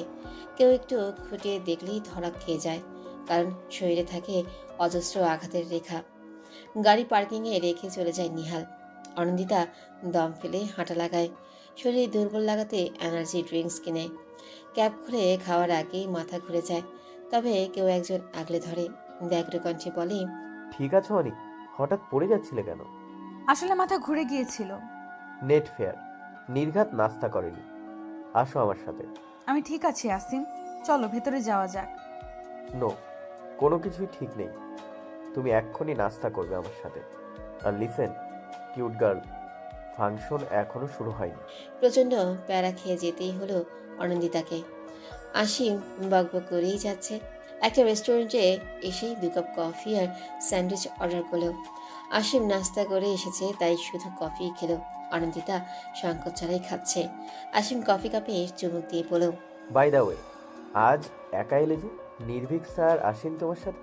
রোজ কি ওনার সাথে আসবো? আর উনি তো আজ অনেক আগেই এসেছেন। আচ্ছা, নির্ভীক স্যার কিন্তু অনেক কঠোর। আনন্দিতা হাসলেও সে এটা ভালো করেই জানে। আসিম কিছুক্ষণ নীরব থেকে আনন্দিতার উদ্দেশ্যে শুধালো, তুমি কি কোনো কারণে আপসেট? না, আমি ঠিক আছি, তবে ভার্সিটির কিছু স্টুডেন্ট একটু অন্যরকম আচরণ করে। আচ্ছা আসো আমার সাথে, আমি প্রবলেম সলভ করে দেব। ভার্সিটিতে প্রবেশ করতে এই গোলাপ দিয়ে বরণ করা হলো। আসিম অবাক করা এক কাণ্ড করলো। ফুলের গুচ্ছ থেকে 5টা ফুল নিয়ে অনন্দিতার হাতে দিয়ে দিল। অনন্দিতা বলল, এতগুলো নিলে কেন? তুমি স্পেশাল, তাই তোমার কাছে বেশি গোলাপ থাকবে। খলবলিয়ে হাসে অনন্দিতা। আসিম একটু গায়ে পড়া, তবে খুব ভালো। অনন্দিতা আসিমের সাথেই হাঁটতে লাগলো। ফুল হাতে নির্ভীকের কথাই ভাবছে সে। এনএসইউর বিশাল ক্যাম্পাসে দাঁড়িয়ে আসিম চিৎকার করে ডাকলো, attention guys, look the beautiful girl, she is my personal friend. I hope ওকে কেউ বিভ্রান্ত করবে না। যদি এমন কিছু হয় তো জানোই তো কি হবে। সবাই অনন্দিতার দিকে তাকালো। আসিমের পড়াশোনা আর সৌন্দর্য দুটোরই নাম ডাক আছে, সাথে বাবার পাওয়ার। ছেলেটার এমন কাণ্ডে হতবাক হয় অনন্দিতা। আসিম অনন্দিতার দিকে তাকাতেই অনন্দিতা চোখ পাকায়, যার অর্থ তুমি পুরো পাগল। এসে থেকে চোখ ঘুরিয়ে ঘুরিয়ে খুঁজেই চলেছে এক মানবকে, কিন্তু সেই মানবের দেখাই পাওয়া যাচ্ছে না। মুখটা কেমন করছে, শূন্যতা যেন ওকে আঁকড়ে ধরেছে। হন্তদন্ত হয়ে খুঁজেই চলেছে নির্ভীককে। অনুষ্ঠান শেষ হয়েছে বেশ অনেকক্ষণ। বেশিরভাগ সময় আসিম তাকে সাথে রেখেছে, তবে আসিমের বন্ধু মহলের সাথে অনন্দিতা একা থাকতে তো পারে না, তাই সে নিজ থেকেই বলেছে আমি আশেপাশে ঘুরে আসি। আসিম বারণ করেনি, সে নিজেও বোধহয় স্পেস খুঁজছিল। অনন্দিতার সাথে দেখা হয় মেহেরিমার। হাত উঁচিয়ে ডাকে অনন্দিতাকে। একটু অবাক হয় সে। মেহেরিমার কাছে গিয়ে বলে, good afternoon miss. Good afternoon. এভাবে ছুটছো কেন অনন্দিতা? শাড়ি পরে আছো, পা পিছলে যাবে তো। অ্যাকচুয়ালি মিস, ওকে, এক্সপ্লেন করার প্রয়োজন নেই। তোমাকে খুব মিষ্টি লাগছে। বাই দ্য ওয়ে, তুমি বোধহয় বিব্রত হয়েছো। নো মিস, অনন্দিতাকে বলতে দেয় না মেহেরিমা। মৃদু হেসে অনন্দিতা শাড়ির আঁচল ঠিক করে দেয়। ভারী অবাক হয় মেয়েটা। মেহেরিমা বলে, আমি অসমের বড় বোন। হ্যাঁ। ইয়েস, ও আমাকে তোমার কথা বলেছে আরো 5-6 মাস আগে। ও, তোমাকে বলতেই হয়, শুধুমাত্র এনএসইউতে অ্যাডমিশনের জন্য 1 বছর গ্যাপ দেওয়া সত্যিই দুষ্কর কাজ। আই এম ড্যাম শিওর তুমি তোমার লক্ষ্যে জয় করবে অতি শীঘ্রই। শুক্রিয়া মিস। ওকে রিয়ান, আমি যাচ্ছি। আসিমের সাথে একদিন এসো বাসায়। হাত নাড়িয়ে চলে গেল মেহেরিমা। অনন্দিতা চোখ বিচলিত হলো। চাতক পাখির মতো খুঁজেই চলেছে এই প্রিয় ব্যক্তিটিকে। চোখ যায় ক্যান্টিনের দিকে। মুখটা থক করে ওঠে। নির্ভীকের সাথে রোজ অনেক ক্লোজ হয়ে দাঁড়িয়ে আছে। অনন্দিতা আর নিতে পারে না, দৌড়ে চলে যায় বাইরে। অসতর্কতার কারণে শাড়ি পিছলে পড়ে যায়। দুটো মেয়ে দেখেও না দেখার ভান করে। অনন্দিতা একা ওঠার চেষ্টা করে। পায়ের হাঁটুতে বোধহয় ছিলে গেছে, ব্যথার টনক নেড়ে যাচ্ছে। হঠাৎ একটা হাত তার সামনে আসে। হাতে হাত রেখে উঠে দাঁড়ায়। নিহালের দৃষ্টি বিচলিত। সে শুধায়, এভাবে পরে গেলে কি করে? এর জন্যই শাড়ি পরা একদমই পছন্দ নয়। দেখি কতটা ব্যথা পেয়েছো। আসো, হসপিটাল থেকে ওয়াশ করে যাবে। আমি ঠিক আছি নিহাল ভাই, চলুন বাসায় যাব। একদম নয়, আগে হসপিটালে যাবে, দেন বাসায়। আচ্ছা একটু বসো, আমি নির্ভীককে নিয়ে আসি। ও ডিপার্টমেন্ট থেকে ট্রিটমেন্ট করার ব্যবস্থা করে দেবে। সারপ্রাইজটা কেমন দিলাম বলতো? তোর বক বক না শুনলে আসলেই ভালো লাগে না। তাই চলে এলাম। তুই কানাডায় ফিরছিস কবে? তোকে ছাড়া দিন চলে না ইয়ার। রোজের দিকে তাকিয়ে হাসছে নির্ভীক। এই মেয়েটা তার হাসির কারণ। 2 দিন আগেই রোজকে বলেছিল ভালো লাগছে না, আর তাই রোজ চলে এসেছে। কৃতজ্ঞতার দৃষ্টি দিয়ে নির্ভীক বলল, মনে হয় না যেতে পারবো আগামী 2 বছর। মাথা পুরো নষ্ট হয়ে যাচ্ছে।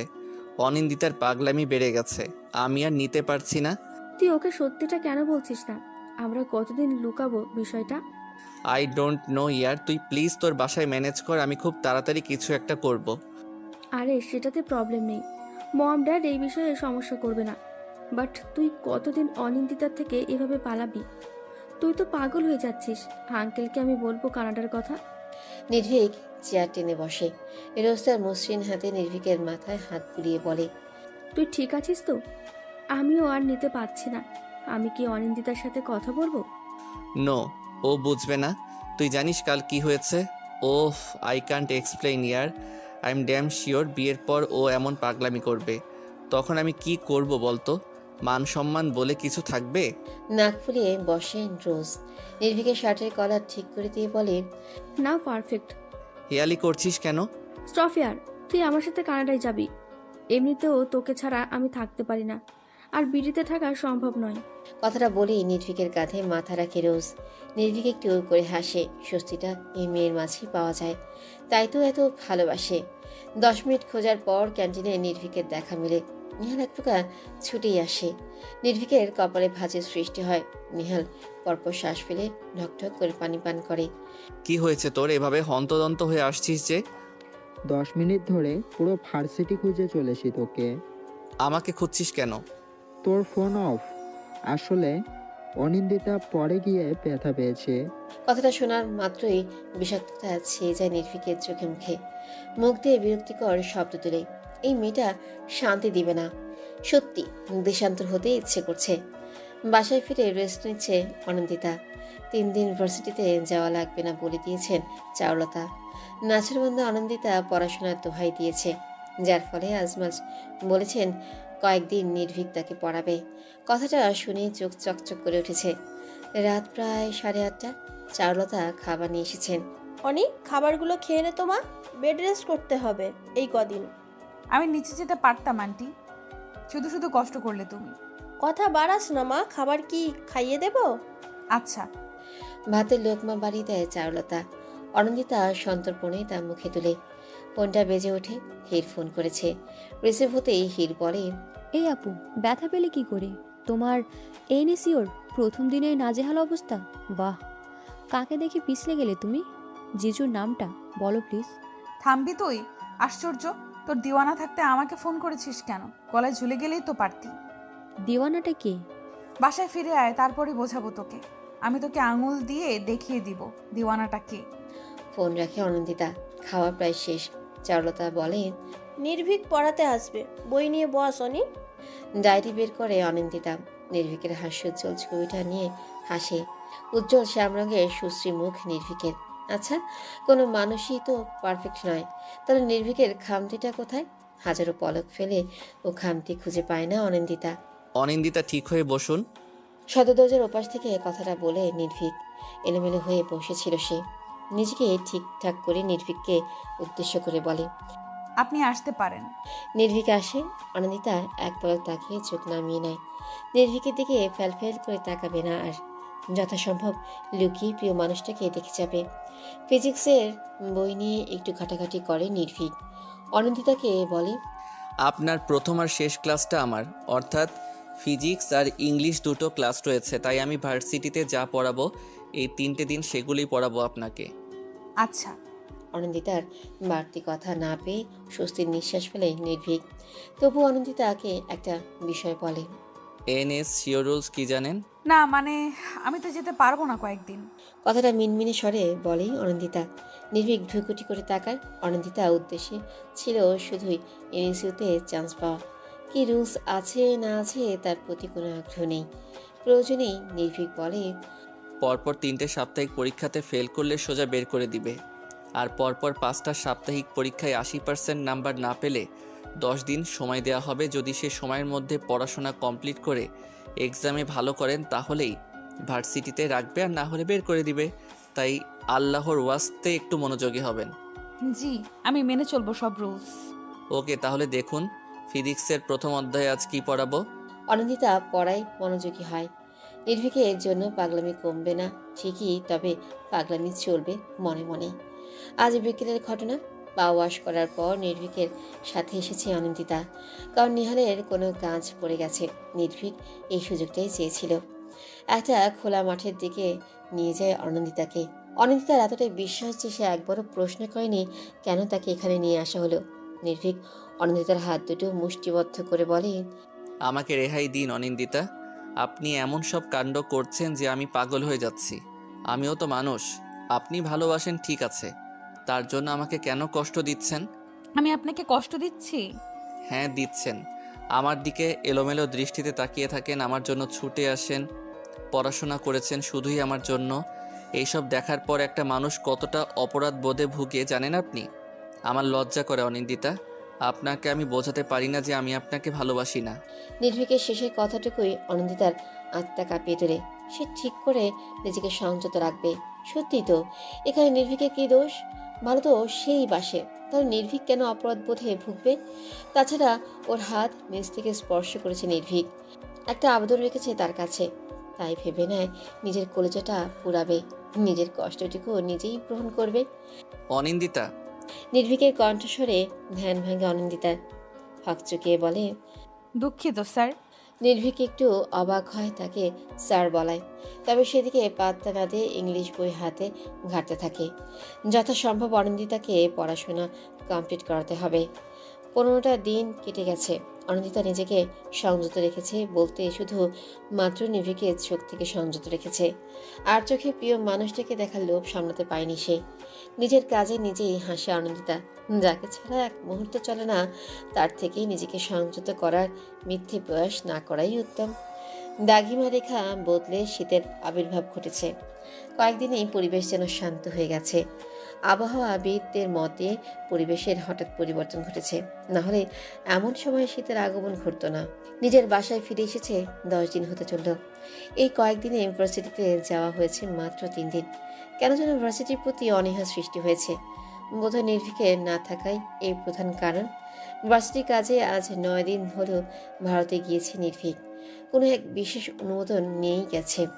অনিন্দিতার ফোন বেজেই চলেছে, অথচ তার ধ্যান নেই। হির হন্তদন্ত হয়ে বলেও, এই আপু, তোমার ফোন বাজছে। কি? ফোন বেজে চলেছে, ধরো। অনিন্দিতার মাথায় এখনো কথাটা ক্যাচ করেনি। সে নিষ্পলক তাকিয়ে আছে হীরের দিকে। হীর বিরক্ত হয়। পৃথিবীর সাথে কথা বলছিল সে, সেটার সাথে রসায়ন জমেছে তার। মামা বাড়ির 10 দিন ছিল স্বপ্নের মতো। পৃথিবীর সাথে এখন ছুটি ভালোবাসাতে পরিণত হয়েছে। একগুচ্ছ কদম হাতে প্রপোজ করেছে তাকে। নিজের ভাবনাকে দমিয়ে ফোন তুলে নেয় হীর। রিসিভ করেই বলে, কে বলছেন? আপু গভীর ধ্যানে মগ্ন রয়েছে, ফোনের দিকে ধ্যান নেই তার। কথাটা শুনে দুভ্রু সংকুচিত হয় আসিমের। হীরের বাজখাই গলাতে এক প্রকার চমকে ওঠে।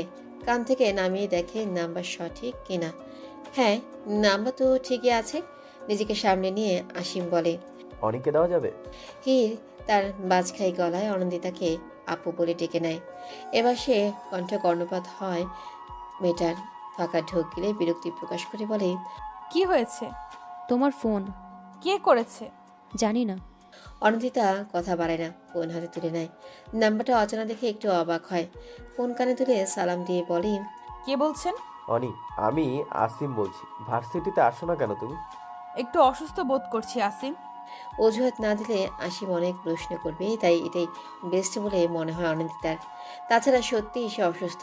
সারা বছরই ঠান্ডা জল লেগেই থাকে। আসিম সামান্য চিন্তিত স্বরে বলে, দ্রুত মেডিসিন নাও কেমন? আমি ফোন করে খবর নেব তোমার।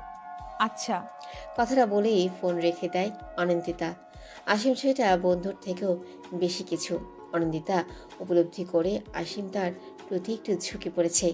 অবশ্য সেদিকে পাত্তা দেয় না সে, কারণ সে নিজেও আরেক জনের প্রতি ঝুঁকে আছে। কালের বিবর্তনে সে বুঝে গেছে মানুষ যাকে চায় তাকে পায় না। মিথ্যে সান্ত্বনাগুলোই সময় কাটাতে সাহায্য করে। অনন্দিতা তার স্বপ্নের রাজ্যে গিয়ে নির্ভীকের বুকে মাথা রাখে। নির্ভীকের দিকে ভালোবাসার দৃষ্টিতে তাকিয়ে থাকে। কোনো এক তীরের আঘাতেই হৃদয়ের ফাঁক ফোকর করে ঢুকে পড়েছিল নির্ভীক। নামক বসন্ত, যা থেকে পরিত্রাণ মানে মৃত্যু। হয়তো শরীরের মৃত্যু ঘটবে না, তবে আত্মার মৃত্যু ঘটবে নিশ্চিত। সকাল 8টা কি 8:30, বাড়িতে অনাকাঙ্ক্ষিত অতিথির আগমনে প্রচণ্ড অবাক হয়েছে শাহানা। মেইন ডোর খুলে হাঁ হয়ে তাকিয়েছেন সামনে থাকা 20-21 বছর বয়সী ছেলেটার দিকে। ফর্সা রঙে লম্বা করে ছেলেটাকে রাজপুত্র বলে ভুল হবে। এমন সুন্দর ছেলেটাকে এতক্ষণ ধরে দাঁড় করিয়ে রেখেছেন যে সেদিকে খেয়ালই নেই। হঠাৎই ভেসে আসে সুন্দর ছেলেটার কণ্ঠস্বর। Hello aunty. সচকিত হয় শাহানা, ছেলেটার দিকে তাকিয়ে যেন লজ্জা পায়। কোনো প্রশ্ন না করেই বলেন, ভেতরে আসো। জি। ছেলেটা ভেতরে আসে। শাহানার বোধগম্য হয় ছেলেটাকে প্রয়োজনে এখনো প্রশ্ন করেননি উনি, তাই বলেন, তোমাকে তো চিনতে পারলাম না। আমি আসিম, আসিম মাহতাব, অনির বন্ধু বলতে পারেন। যদিও এখন আমি এক ব্যাচের সিনিয়র। ও আচ্ছা আচ্ছা, বসো তুমি, আমি অনিকে ডেকে পাঠাই। ইটস ওকে আন্টি, আমাকে অনিন্দিতার রুম দেখিয়ে দিন, আমি গিয়ে দেখা করে আসি। শাহানা একটু অবাক হন। এতটা নিঃসংকোচে কথা বলা তিনি আশা করেননি। অধরকোণে হাসি ফুটিয়ে বলেন, ডান দিকের করিডোরের শেষ রুমটাই অনিন্দিতার। হেসে কৃতজ্ঞতা প্রকাশ করে আসিম। শাহানা নাস্তা বানাতে কিচেনের দিকে আগান। অনন্দিতার রুমে এসে উকিঝুঁকি দেয় আসিম, তবে অনন্দিতার দেখা পাওয়া যায় না। ফট করেই ঢুকে পড়ে ছেলেটা। যদিও মেয়েদের রুমে ঢোকার আগে পারমিশনের প্রয়োজন হয়, তবে সে পারমিশন নেয় না। একটু চঞ্চল প্রকৃতির ছেলেটা সোজা বারান্দায় চলে যায়। ব্যালকনির টেবিলে মাথা রেখে ঘুমিয়ে আছে অনিন্দিতা। নাকের সাইডে তেল জমেছে, রাতে নিশ্চয়ই এখানে ঘুমিয়েছে। একটু করে ডাকে আসিম, তবে অনিন্দিতার ঘুম ছাপিয়ে সে ডাক কানে পৌঁছায় না। আসিম চোখ কুচকে নিয়ে অনিন্দিতার বাহু ধরে বলে, এই অনি, ওঠো তো। কথাটা জোরে বলায় হুড়মুড়িয়ে উঠে যায় অনন্দিতা। মেয়েটা প্রচণ্ড অবাকি হয়ে বলে, তুমি? তো আসতে পারি না? হাই তুলে অনন্দিতা। আসিমের গায়ে জোরে ধাক্কা দেয়। প্রচণ্ড অবাক হয় আসিম। খলবলিয়ে হাসে অনন্দিতা। হাই তুলে বলে, আমার ঘুম ভাঙানোর শাস্তি। আর আমি যে তোমার চিন্তায় ঘুমাতে পারলাম না, তার কি হবে? এটাও তোমার শাস্তি। মুখ গোমরা করে নেয় আসিম। অনন্দিতা দম ফেলে আকাশের দিকে তাকায়। এত সকালে এসেছে আসিম। কি ভাবছো তুমি? ভাবছি তুমি ছেলেটা খুব ভালো, তবে আমার প্রতি ঝুঁকে যাচ্ছ। আসিম হাসে। অনন্দিতার একগুচ্ছ চুল হাতে পেঁচিয়ে বলেন, আমি তোমাকে বন্ধুর মতোই ভালোবাসি অনিন্দিতা, তাই তোমাকে অন্য নজরে দেখার সাহস হলেও আগানোর সাহস হয়ে ওঠেনি। তবে সত্যি বলতে বন্ধুর থেকেও বেশি ভালোবাসি। কৃতজ্ঞতার চোখে তাকায় অনন্দিতা। আসিমের বাহু টেনে বলে, আন্টি কিচেনে গেছেন, সো তোমার যেতে হবে না। আজ তুমি আমার সাথে ভার্সিটিতে যাচ্ছ। ভালো লাগছে না আমার। আপনার পড়াশোনার দায়িত্বটা আমি নিয়েছি অনিন্দিতা। কথাটা শুনে